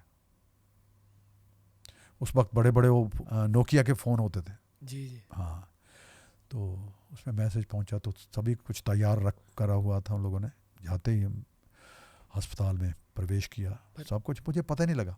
किसी ने आपको ये कहा कि हुआ क्या था एक्सीडेंट में? एक्सीडेंट में बोला ना कि वो जो गाड़ी 3 दफ़ा रोल हुई, ट्रक के साथ लगी। और ट्रक के साथ मतलब उसने जब मेरा ख्याल है किसी ने जो केस भी दर्ज किया था उन लोगों ने ऊपर करवाया था। तो मुझे जब उस कचहरी में बुलाया गया रोपड़ जाके, तो मुझे कहते जी ये बात है, आपका क्या करना चाहते हैं? मैंने कहा छोड़ दीजिए बेचारे ड्राइवर, मतलब इसका क्या कसूर है? हमारे लोग भी सो सकते हैं ना, क्योंकि हम रात के जगे हुए हैं। तो इसकी गलती होगी और गलती का भुगतान इसको क्यों भुगतना पड़े? मैं तो उसी वक्त उसको माफ़ी वगैरह, उसने बेचारा हाथ जोड़ के चला गया। वो फैसला वहीं पे हो गया था। मैं क्या इसको कुछ भी इससे नहीं मुआवजा लेना, कुछ भी ऐसा कुछ नहीं करना। आप सोचते हो उस एक्सीडेंट के बारे में अब भी? सोचता हूँ मैं, जब कुराली वहाँ से निकलता हूँ तो मैं जगह को देखता हूँ जुड़ी हुई है। मैं पूरा गीत लिख के रिकॉर्ड करवाया, उसके नाम पे दर्ज करवाया। वो मेरी एक गीत मेरा याद है उसके साथ। बैठी साढ़े नाल सवारी उतर गई, अखा खुलियां जदों खुमारी उतर गई, बैठी साढ़े नाल सवारी उतर गई। चंगा हुण ते चंगा सजना फिर किसी दिन पीवांगे, जिन्नी पीती हुण तक सारी उतर गई। ये किसी के प्रति इतने प्यार होना, तब कविता उतरेगी बाबा जी। कविता प्यार की भूखी, श्रद्धा की भूखी, कि कोई आदमी आपके साथ कितना, आपको क्या देखेगा।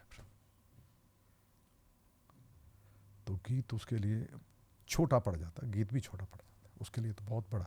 फिर उनके पूरे परिवार को अभी तक भी वही चीज़ जा रही। उसने एक दफ़ा मुझसे पूछा था, कहते भाई जी आपने सभी की तनख्वाह बढ़ा दी है, सब कलाकारों का जो पेमेंट मिलती थी उनका बढ़ावा कर दिया। तो कहता मेरा भी थोड़ा जा, हम दिल्ली में प्रवेश कर रहे थे तो आगे रेड लाइट पे खड़ी हुई है गाड़ी, तो मेरे से बात करने लगा, बहुत घबरा के बोल रहा था, मेरा भी थोड़ा सा बढ़ा दीजिए। मैं कहा तुझको यार चाहिए या व्यापार चाहिए? कहते सॉरी आप पे देख लेना। आज तक उनका जा रहा है प्रभु, उनके नाम के ऊपर चेक। मेरे वाइफ को मैं धन्यवाद देना चाहता हूँ कि उसका ये कर्म, किसी के प्रति इतनी श्रद्धा रखनी है, अभी तक याद रखना उनको। सो दूसरा एक्सीडेंट मेरे दूसरे जो गणेश जी के साथ थे। हमने मुरथल वहाँ खाया, कुछ आगे हम चले तो उसने उबासी ली, यानी उबासी ली। मैं कहा गणेश आपको नींद आ रही है लगता है, एक साइड पे करके खड़ी कर दो गाड़ी, सो जाएं, थोड़ी देर के बाद चलते हैं। कहता नहीं, मैं कहा नहीं आपने खाना खाया और खाना असर करता है और गहराई तक जाके वो आपको डेप्थ में लेके जाके नींद तो आती है खाना खाने के बाद। आप चिंता मत कीजिए, जो कुछ होगा मेरे साथ होगा ना। आगे जाके ऐसा ही हुआ, करनाल के साथ डिवाइडर के ऊपर चढ़ा दी गाड़ी, मेरे दूसरी आंख पे लग गया, वो काम लग गया। पर मुझे फिर वही फ़ोन। मुझे जो दरवाज़ा खोला जिसने, कहते पाजी आ जाओ, ठीक हो? मैं कहा हाँ जी ठीक है। मैं कहा गणेश? कहते गणेश भी ठीक है। वो बाहर निकाल लिए। तो कहते हम नकोदर से हैं। नकोदर मेरे साईं जी की नगरी, जिसमें जा रहे थे उस वक्त। आज फिर नकोदर की याद आ रही, मतलब बात की उन लोगों ने। मैं कहा बस नकोदर आ। अच्छा अच्छा अच्छा। उन लोगों ने निकाला हमें, वो ना साथ में हॉस्पिटल था। उसने ऐसे प्यार से नहीं, जैसे एक होता है कि 4-5 टाँकों में बंद कर दे, उसने पूरी लेयर्स को आगे ऊपर, जैसे एक प्लास्टिक सर्जरी करते हैं वो करने वाले जो डॉक्टर, उसने लगाए। वो पता ही नहीं लगा कि वो कैसे हुआ। तो दोनों चीज़ों के साथ मतलब ऐसा ही है, वहाँ भी नकोदर, यहाँ भी नकोदर। तो फिर मैंने गीत लिखा था, लाली मेरियां अखां दे विच रड़ के, अख मेरे यार दी दुखे। कि चोट मेरे लगी हुई है, पता लगा कि वहाँ पे उनके शरीर के ऊपर लाशें पड़ी हुई। कहते काले, जो हम सेवादार थे उनके, काले यार मालिश कर यार। कहते साईं जी तो आपके तो नील पड़े हुए हैं यहाँ पे। कहते बहुत जोर लग गया रात। कहते देख ज़रा टीवी लगा। टीवी लगाया तो न्यूज़ चल रही थी। कहते गुरदास का एक्सीडेंट हो गया। कहते जोर लग गया हमारा। तो फिर मैं जो पूछा तो बताया कि ऐसे ऐसे बोल रहे थे साईं जी। मैं कहा यार मेरा वज़न तो, हमारा दोनों का वज़न ले लिया उन्होंने अपने कंधों पे। फिर मैंने लिखा लाली मेरियां अखां दे विच रड़ के, अख मेरे यार दी दुखे। राती सुरमा पा के सुत्ती, नैणा नूं मटका के सुत्ती, सुपने विच घबरा के उठी, शीशा वेखिया जा उठ के मैं तड़के, अख मेरे यार दी दुखे लाली मेरियां अखां दे विच रड़ के। अख मेरे यार दी दुखे लाली मेरियां अखां दे। यार जे पवे बीमार नहीं कुड़ियो, मैनू चढ़े बुखार नहीं कुड़ियो, अपने सिर तो वार के मिर्चा नज़रां लवां उतार नहीं कुड़ियो। गूढ़ा हो गया प्यार साडा कड़ के, गूढ़ा हो गया प्यार कड़ कड़ के, नहीं अख मेरे यार दी दुखे लाली मेरियां अखां दे विच रड़ के। इतना प्यार मतलब जब होता है ना शिद्दत से, तो तकलीफ़ उनको होती है, मगर कोई सहने वाला उनको और होता है। तो इसलिए मुझे तकलीफ़ नहीं हुई, पीड़ का पता ही नहीं लगा। जो आपके साथ, जिसको आप मोहब्बत करते हो, अपने ऊपर ले लेते हैं। खास करके ये जो पूर्ण संपूर्ण परम मनुष्य होते हैं, जो परमात्माएं होते हैं, मैंने तो अपनी आंखों से सब कुछ देखा है ज़िंदगी में। वो देखा है जो किसी ने नहीं देखा होना, साक्षात। क्या बदला आप में इन दोनों हादसों के बाद? कुछ नहीं, उनकी मान्यता मतलब दिल में और बढ़ गई, प्यार बहुत बढ़ गया कि मेरे साथ कोई है यार। सैया भाई कोतवाल, अब डर का है का? तकलीफ होती है अभी भी? नहीं, बिल्कुल नहीं। बिल्कुल भी नहीं, अभी पता भी नहीं लगने दिया। मतलब ऐसी चीज़ें उसने बनाई है कि वो तराजू बराबर करके छोड़ दिया है। आपकी ज़िंदगी में थोड़े से बल थे, वो बल निकाल दिए हैं। तकले दे वल कढ़ लै कि तंद ना वलेटी जावे। जो तकला होता है, जिसकी चरखा होता है ना काटने वाला, उसके ऊपर सूत ऐसे काट देते हैं। ये पंजाब में बहुत चरखा मशहूर है, उसके ऊपर गीत भी लिखा हो, नुसरत फ़तेह अली खान साहब ने गाया। तो जो बल निकल जाते हैं तब जाके सूत प्रॉपर निकलता है, उसकी पूनी बनती है, उसका तंद बनती है। वो तंद फिर कपड़ों में डालते हैं, फिर कपड़े बनते हैं, ये सारी चीज़ें ये बनती। हाँ, वो तकला जब तक सही नहीं होता, ये शरीर एक वही है, उसके लिए एक अच्छा लोहार की ज़रूरत। मुर्शद, कामिल मुर्शद, वारस शाह ना कामिल मुर्शदा ने कर छड़ी ये नेक तकदीर तेरी। इनको वो ऐसे लोग थे कि कोई कहते आपको किसी गुरु ने मंत्र नहीं दिया आपको? वो कहते यार वो मंत्र, कहते आपने बीन बजाने वाले बाबे सुने हैं, हकीकत वाले फ़कीर नहीं देखे आपने। तो उसने जैसे जैसे बुल्ले शाह को मुर्शद मिला था, बुल्ले शाह ने मुर्शद मिले, उन्हें एवं ही चा बख्शाया। ना मैं 40 रोज़े रखे, ना मैं चिला कमाया, ना मैं तस्बीह फेरी, ना तस्बा खड़, कुछ इस तरह के कुछ है शब्द हैं, तस्बा खड़काया, बुल्ले शाह नूं मुर्शिद मिलिया, उन्हें एवें ही चा बख्शाया। ये हकीकत दो एक्सीडेंटों की। एक्सीडेंटों ने मेरे जो बल थे बस वो निकाले हैं, सीधा किया है कि और अच्छा कर सके, और अच्छा गा सके, है ना, तराशा है। तो एक जो मिस्त्री है, कारीगर है, जो आप वो अपनी चीज़ों को, बनाई हुई चीज़ों को संवारता है, बस वही है, कारीगर की ज़रूरत है। सॉरी सर, मैंने आपको इन चीज़ों के नहीं, बारे पर में अच्छा पूछा। लगा मुझे, मुझे ये बताने की जो खुशी हुई है, वो सारा कुछ बता के शायद वो मुझे मज़ा नहीं आया जो अभी बता के मज़ा आया। मैं मानता हूँ कि जब हम इस तरह के पॉडकास्ट कर रहे होते हैं और इस तरह की बातचीत निकल के आती है, किसी ना किसी को हेल्प हो जाती है। बिल्कुल, बेशक। मेरे ख्याल से एक इंसान की ज़िंदगी का कर्तव्य ही संघर्ष होता है। संघर्ष के बिना तो कुछ भी नहीं बाबा जी, संघर्ष के बिना तो कुछ मिलता ही नहीं बाबा जी। संघर्ष बहुत ज़रूरी है। तभी तो मैंने कहा था कि रोटी जिसको बिना कुछ करे मिलती है, वो रोटी की कदर नहीं जानता। जिसको बिना कुछ किए मिलता है ना, उसकी कदर नहीं कर सकता। चाहे जिसका बाप जितना मर्जी पैसा दे दे आपको, मगर जब जब तक आप खुद करके कुछ कमाते नहीं ना, उसका तसल्ली नहीं होती। आप उड़ाते जाएंगे उड़ाते जाएंगे, जब जिस दिन आपकी कमाई में से जाने लगेंगे, पता लगे यार यार प्लीज, ये मेरा था यार, कल का बजट हिल जाएगा सारा। वो है कदर, कदर शनाख्ती बहुत ज़रूरी है। रोटी रोज़ी की, कमाई की, अपने माँ बाप की, अपने सीनियर्स की, अपने आस पास के रहने वाले लोगों की, ये यही तो ज़िंदगी है बस। आपके ज़िंदगी का सबसे बड़ा संघर्ष क्या रहा है अब तक? ज़िंदगी में बड़ा संघर्ष तो ऐसा कुछ नहीं आया, मतलब कि जो भी मिला मुझे ऐसे मिलता गया, मगर कृपा से। कभी इनसिक्योरिटी फील हुई थी कि चीज़ें चली जाएंगी?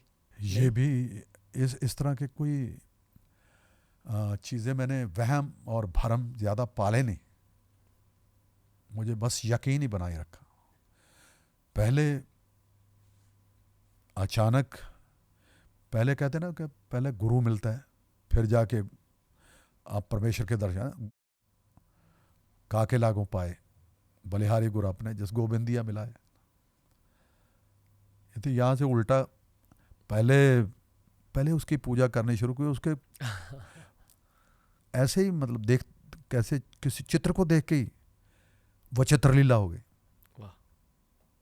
पान बाई की दुकान पे शिव शंकर भगवान जी की मूर्ति लगी, कैलेंडर लगा हुआ था नया नया। अच्छा, जो कैलेंडर के नीचे लिखा था, उस पे लिखा था सरदार, बनाने वाला जो चित्र बनाने वाला पेंटर था। वो पता मैंने किया, जा जाके वो पता लगा कि पुणे के पास जगह है, तो उसने बनाया हुआ है, बहुत कमाल था। आंखें, मैं कहा यार इसकी आंखें बड़ी कमाल है। कहते हैं इनकी आंखों का कमाल देखना तो उसको घर ले जाओ। पान भाई बोला, और हुआ ये कि मैं बस वो अपनी खिड़की पे टांग लिया। मैं किराए पे रहता था दोस्त के, मतलब वहाँ पे हमने याकीमा लाइट्स करते थे, थोड़ा ड्रामा कर लेते थे, और थोड़ी हमारी लाइट्स चली जाती थी तो लाइट्स का किराया क्रुआ मिल जाता था, तो हम बांट लेते थे। और किराया मुझे नहीं भरना पड़ता था क्योंकि मैं उनके घर में रह रहा था, उन्हीं का ही पार्टनर था। तो वहाँ पे फिर वो चीज़ें का शुरू हुआ मेरे में। मुझे प्रोग्राम मिला एक, ऐसे प्रोग्राम कि वो इतना कुछ मिला उसमें। तो मैंने कहा था कुछ हुआ, जो कैलेंडर लेके गए थे। मैं कहा कैलेंडर में मेरे तो आपके पैसे कितने हो गए यार, जितने आप 2-3 महीने के जो मैंने देने हैं। कहते उनको छोड़ दूँ, पहले मुझे बता। मैं कहा यार पहले तो पहले वो पकड़ा, उससे ऊपर भी पकड़ा दी। मैंने कहा ये रखना आप लोग, पांडे जी आपने जो मुझे वो दिया था तो बड़ी कृपा है। बस वो मैं उनकी नज़र से ही मुझे मिला जो कुछ मिला। पहले से कृपा रही है। पहली नज़र का कमाल है। वाह। तेरी मस्त मस्त नज़रों में, गीत भी लिखा था, तेरी मस्त मस्त नज़रों में खो जाऊं, सब कुछ छोड़ छाड़ के बस मैं तेरी हो जाऊं। इतना शदीद गम है कि एहसास गम नहीं, कैसे कहूं कि आपका मुझ पे करम नहीं, मंजिल मिले या ना मिले मुझे इसका गम नहीं, तुम साथ साथ हो मेरे ये भी तो कम नहीं। वाह। और साथ साथ में रहा और दिखाया करता बाबा ने इतना दिया है मुझको कि मतलब जितनी मेरी औकात ना थी। मतलब ये शेर है, बहुत मशहूर मरूफ शेरों में से एक। और फिर वो उसकी वजह से मुझे गुरु मिले, साईं मिला। पहले वो मिला, फिर साईं मिला। वो भोलेनाथ, ये साईंनाथ। आपकी वाइफ का क्या रोल रहा है पूरे सफर पूरा में? मतलब उसमें जो एक औरत का होना चाहिए, मतलब बेफिक्री वाला, क्योंकि मुझे उनको पता है कि मैं लिखने वाला हूँ, मैं कुछ और तो मैं कुछ करने नहीं दिए हम लोग, कोई नहीं, कोई हिसाब किताब नहीं, कुछ भी नहीं। मुझे पता ही नहीं है कि कितने आ रहे हैं, कितने जा रहे हैं, कितने ले रहे हैं, कितने कर, ये चीज़ें उनके साथ मिलके ही फिर ये हमने, मेरा ख्याल पहले कलाकार होंगे हम जिन लोगों ने स्टेज पे ड्रेस पहननी शुरू की। पूरी एक एक एक टीम, एक फौज वर्दी के साथ। ऐसे नहीं मतलब जीन फटी हुई जीन पहन के आ गए या कोई होके आ गया ना, टाई कोट वाला। मैं अपने कुर्ते चादरे में ट्रेडिशनल ड्रेस में रहता, वो टाई में रहे। इसकी वजह बस ये आर्ट। कि आर्ट है, ये भी वाह। आर्ट है। मतलब किसी किसी प्रोफेशन को आप पूरी इज्जत से, ईमानदारी से देना, उसके लिए जो होना चाहिए वो होना। हालांकि यार क्या बात है यार, ड्रेस पहनी हुई है यार, ये भी अच्छा, ये भी अच्छा, ये भी अच्छा। स्टेज पे क्या क्या करते हैं ये, क्या क्या स्टेज पे गलती से कोई चीज़ रखी हुई हो ना, मैं वो भी उठा के साइड पे कर देता कि हर चीज़ तुम्हारी मेरे दर्शक देख रहे हैं, ये गलत नहीं है। इसलिए आप गुरदास मान बने। ओह, स्टेज पे कुछ भी, कोई चीज़, कागज़ का टुकड़ा भी मैं साइड पे रख देता हूँ। एक थोड़ा सा अजीब सवाल पूछना चाहता हूँ मैं, क्या आप कभी अपनी वाइफ को बता पाए हो कि आप कितना प्यार करते हो उनसे? ये नहीं बता पाया। ये आर्टिस्ट का एक इतना प्रॉब्लम प्यार होता कर लिया, मतलब बता नहीं पाया क्या हम इतना प्यार करते हैं। है जिनसे आप बेहद प्यार करते हो, कभी उन्हें बता नहीं पाते। एक्चुअली में ये शब्द ही बयान से प्यार का इजहार नहीं होता। जो आप करते हैं, केयर करते हैं या शेयर करते हैं, उसमें ये शब्द तो कम, मतलब जब प्यार होता है तो शब्द कम हो जाते हैं। कभी कभी ना हम भाइयों को बता पाते हैं पर उन्हें नहीं बता हाँ पाते, जी, हाँ जी, हाँ जी, ये हो तो सबको मतलब होता है। क्योंकि एक भाई भाई दूसरे साहब, दूसरे मैं आपको मैं कितना चाहता हूँ, कितना प्यारा वो अपना पर एक भाई दूसरे भाई की बातें समझ पाता जी है। अच्छा हाँ, जी, भाई समझ गया मैं। बिल्कुल बिल्कुल बिल्कुल, मेरे ऐसा है, बेशक। पर आप कितना प्यार करते हो उनसे?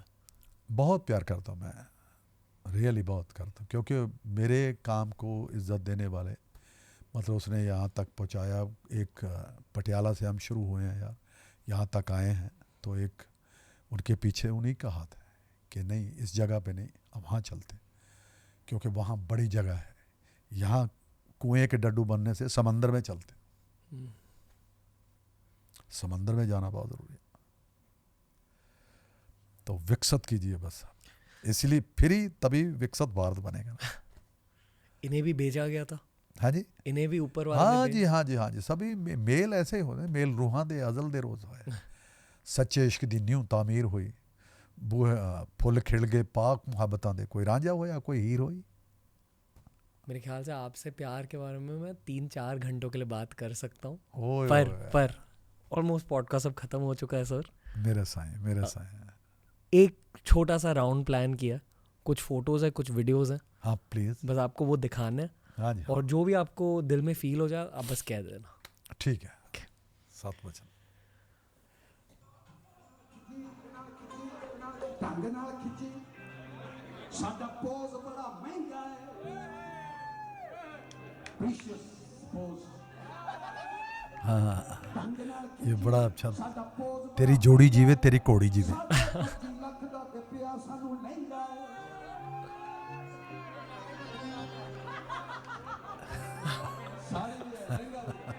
उसके कान में बता रहा है कि तेरे पाया तो साड़ी पाई नहीं हुआ है मगर वो बोल रहा है कि 25.5 ਲੱਖ ਦਾ ਤੇ ਪਿਆ ਸਾਨੂੰ ਲਹਿੰਗਾ ਜੁੱਤੀ ਸਾਡੀ ਬਣ ਕੇ ਕਸੂਰ ਵਿੱਚੋਂ ਆਈ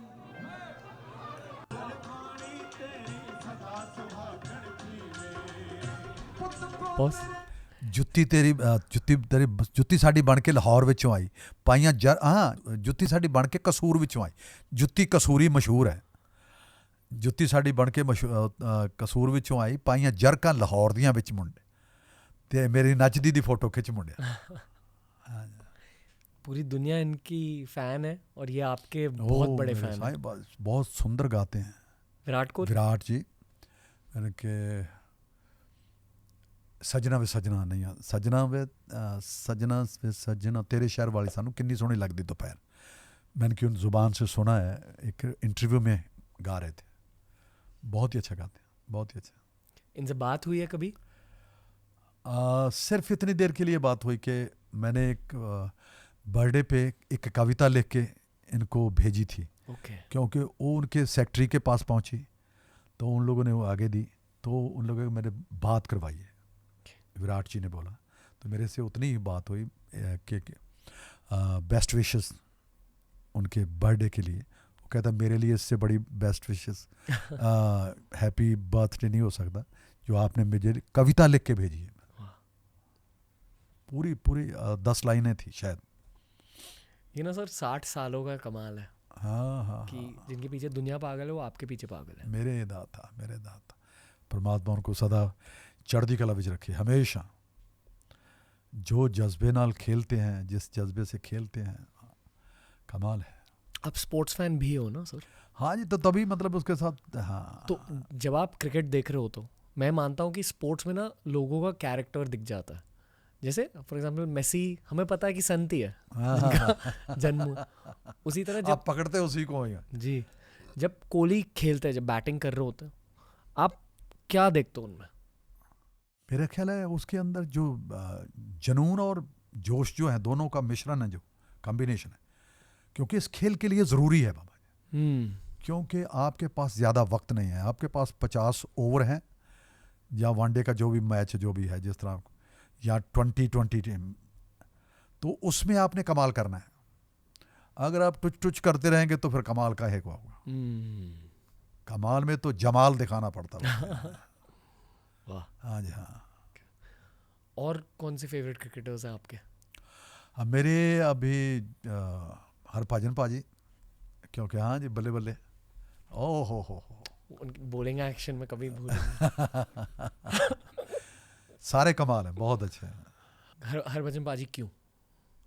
हरभजन पाजी बजाते खुद थोड़ा लिख भी लेते हैं शायर हैं तो इसलिए मतलब जुड़ जाते हैं कि यार इसने कुछ लिखा है बहुत अच्छा लिखा उसने अच्छा लिख के और गाया भी है और गाया भी मतलब कि सरजमीन के लिए कुछ अच्छी बात की यार लोगों को कुछ देने के लिए कि अच्छा परोसा जाए उनके सामने जैसे अच्छी गेम करते हैं और वो खेलते हैं जी बेस्ट खेलते हैं अपनी तरफ से बेस्ट लिख के भी दिया। हाँ जी जब मैंने क्रिकेट देखना स्टार्ट किया था उनका करियर बस स्टार्ट हो रहा था। हाँ बहुत अच्छा लगता है कि वो इंडिया के लिए खेलते थे। अच्छा मुझे देखो कमाल ये वो मैं बाथरूम से आ रहा था वो बाथरूम की तरफ जा रहा था हरभजन सिंह ये लड़का मैंने देखा है वो मेरी तरफ ऐसे देखते जा रहे हैं देखते थे मैं पीछे से फिर देखा तो उसने फिर उसने एक ऐसे कहा मतलब मैं रुक गया तो उसने कहा मैं हरभजन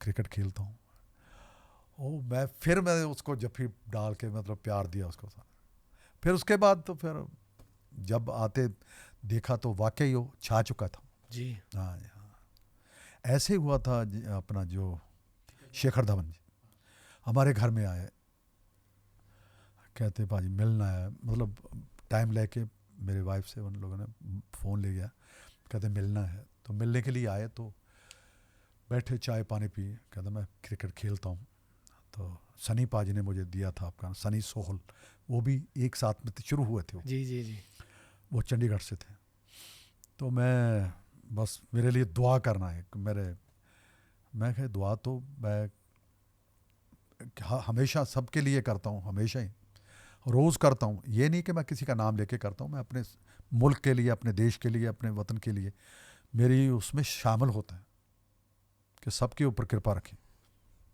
मेल मिलाप, एका इत्फाक, प्यार मोहब्बत बनाए रखना, ये मेरी दुआ में शामिल है। तो मैंने आपको देखा भी था ऑलरेडी, तो कहता उस वक्त मैं मतलब प्रॉपर तरीके से अभी इंट्रोड्यूस नहीं हुआ था, तो अभी भी नहीं। मैं तो अब शिखर धवन की बात कर शेखर धवन की बात है। जी तो जी मैंने उनसे कहा कि मैं अपनी कॉपी लेके आया, मैं कहा यहाँ पे हस्ताक्षर कर दें, आप मुझे ऑटोग्राफ चाहिए आपके। कहते मैं तो अभी पाजी कुछ बना नहीं। वो मेरी कॉपी पे हस्ताक्षर करके गया और कुछ दिनों के बाद ही उनका उसको उसमें क्रिकेट बोर्ड ने शामिल कर लिया। तो उसकी जो बाजी उसके हाथ में आई तो कृपा हो गई। वो वाली ओ माय वो गॉड, यार बस फिर गब्बर वाली वो शुरू हुए बाबा। टेस्ट फिर एक इनिंग्स। दिन स्टेज पे मिल गए, फिर मुझे स्टेज पे आए बस दोनों। मैं कहा वो ये कुछ कहते मैं आप लोगों से बात करनी चाहता हूँ। कहता मैं कुछ भी नहीं बना था, मेरे ऑटोग्राफ पहले बाई ने लिए थे। और मैं आज बताना चाहता हूँ कि उनकी दुआ से मैं कहा यार मेरी दुआ तो सभी के लिए।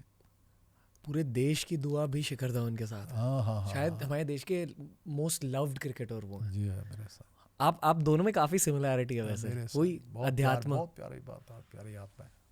तो मेरे ख्याल से ना दुनिया उन्हें अब और भी प्यार देने वाले है। वो रिटायर हो चुके हैं इंटरनेशनल क्रिकेट हाँ से, जी हाँ जी, पर पूरा देश उनसे बहुत प्यार करता है। क्या बात है। और कभी मेरे ख्याल से जितने भी क्रिकेट फैन हैं हमारे देश के, कभी शिखर धवन को भूलेंगे नहीं।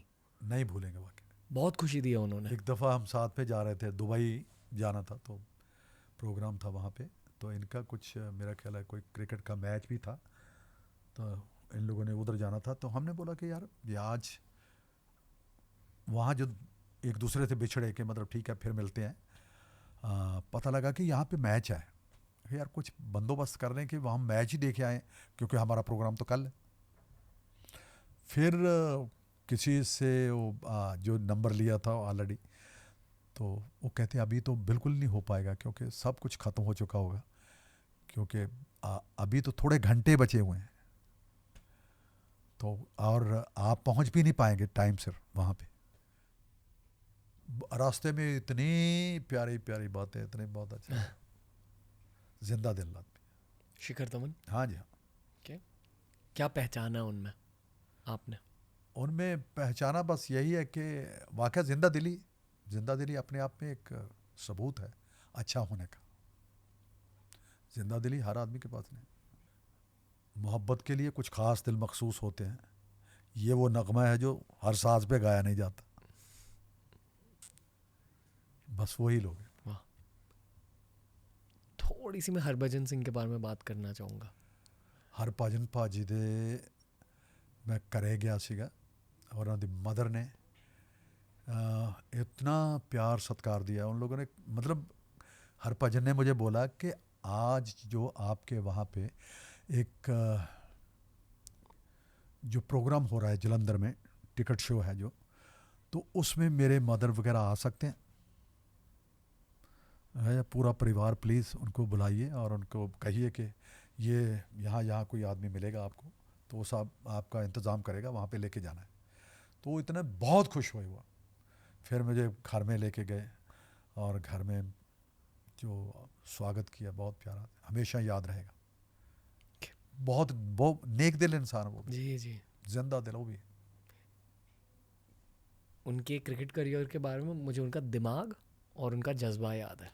हाँ, बहुत सीखा उनकी गेम देख। चढ़ जाता है ऊपर जब। जी, अच्छा लगता है कि हरभजन पाजी हमारे टीम से खेल रहे हैं। मैं मुंबई इंडियंस फ़ैन हूँ, तो बहुत सारे सीजन्स में उनको मुंबई इंडियंस की जर्सी में देखता हाँ, अक्सर रहे हैं। एक और वीडियो है सर, ये दिलजीत पाजी ने आपके बारे में कुछ कहा था। आपको मेन स्ट्रीम में बड़े रोल्स मिलने, जबकि आपका कन्वेंशनल लुक नहीं है, आपको शुरू मुझे जितने मर्जी बड़े रोल मिल जाए, हाँ। मैं गुरदास मान साहब के पैर जैसा भी नहीं बन सकता। क्या बात ये सच बात है, मैं बता रहा हूँ। हाँ। मुझे कितनी भी बड़ी पिक्चर मिल जाए, चाहे वो किसी भी फील्ड में हो, गुरदास मान साहब को बीट करना, उनके उनके उनके सामने खड़े होने के लिए भी पंजाब में कोई भी आर्टिस्ट सोच भी नहीं क्या सकता। बात। उनकी इतनी बड़ी रिस्पेक्ट है, वो फिल्मों गानों से ऊपर है। ऊपर, ये बात सही है, वो फिनोमिनल है पंजाब। यस यस, और अभी आपने गाया भी उनके साथ तो स्टूडियो में। मेरी खुशी।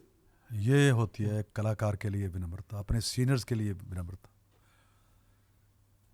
किसी को इतना चाहना शिद्दत से, प्यार से, ये उसके लिए कुदरत एक मुकाम आगे कर देती है। ये इस शख्स की तारीफ है कि इतना प्यार करते हैं, सामने नहीं, पीठ के पीछे जब कोई किसी की बात करता है तो फिर पता लगता है। जैसे अब वो बात कर रहे हैं, मैं सामने तो नहीं। अपनी क्लिप देखी हुई है? मैंने शायद देखा हुआ है, क्योंकि या करण के कॉफ़ी विद करण, मेरा ख्याल उसमें भी थे, और उसमें थे साथ में बादशाह, ये दोनों थे। हाँ जी, हाँ, उसमें देखा था जी।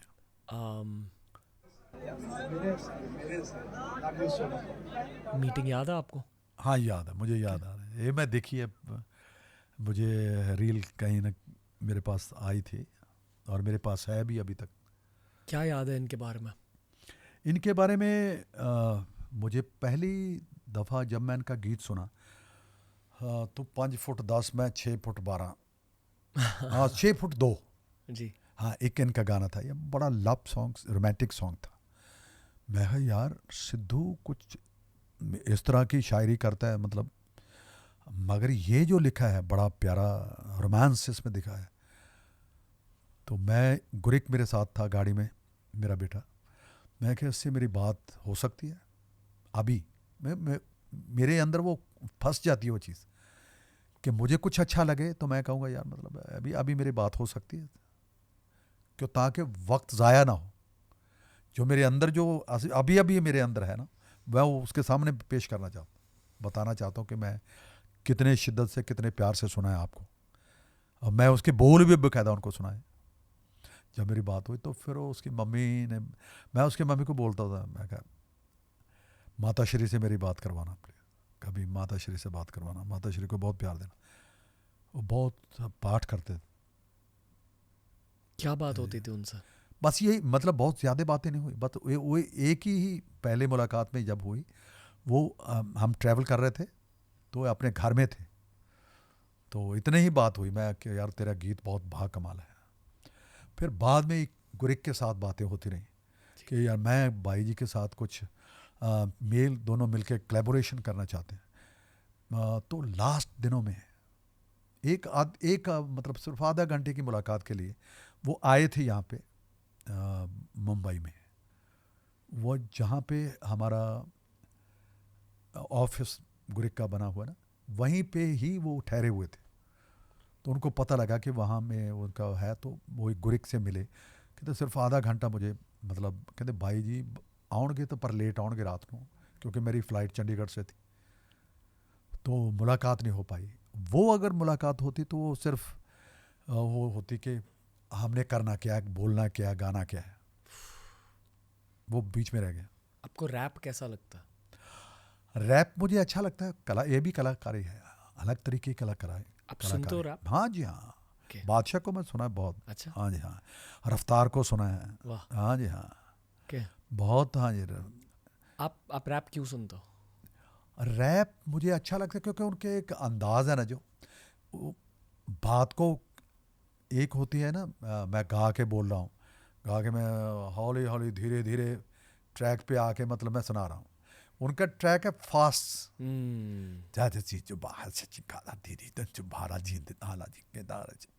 ये इसमें मतलब कि आप अपनी बात कितनी बातें कह गए आप, तो मैं उतने देर में सिर्फ 2 मिसरे पढ़े हैं जितने में उसने का गीत खत्म हो गया जी।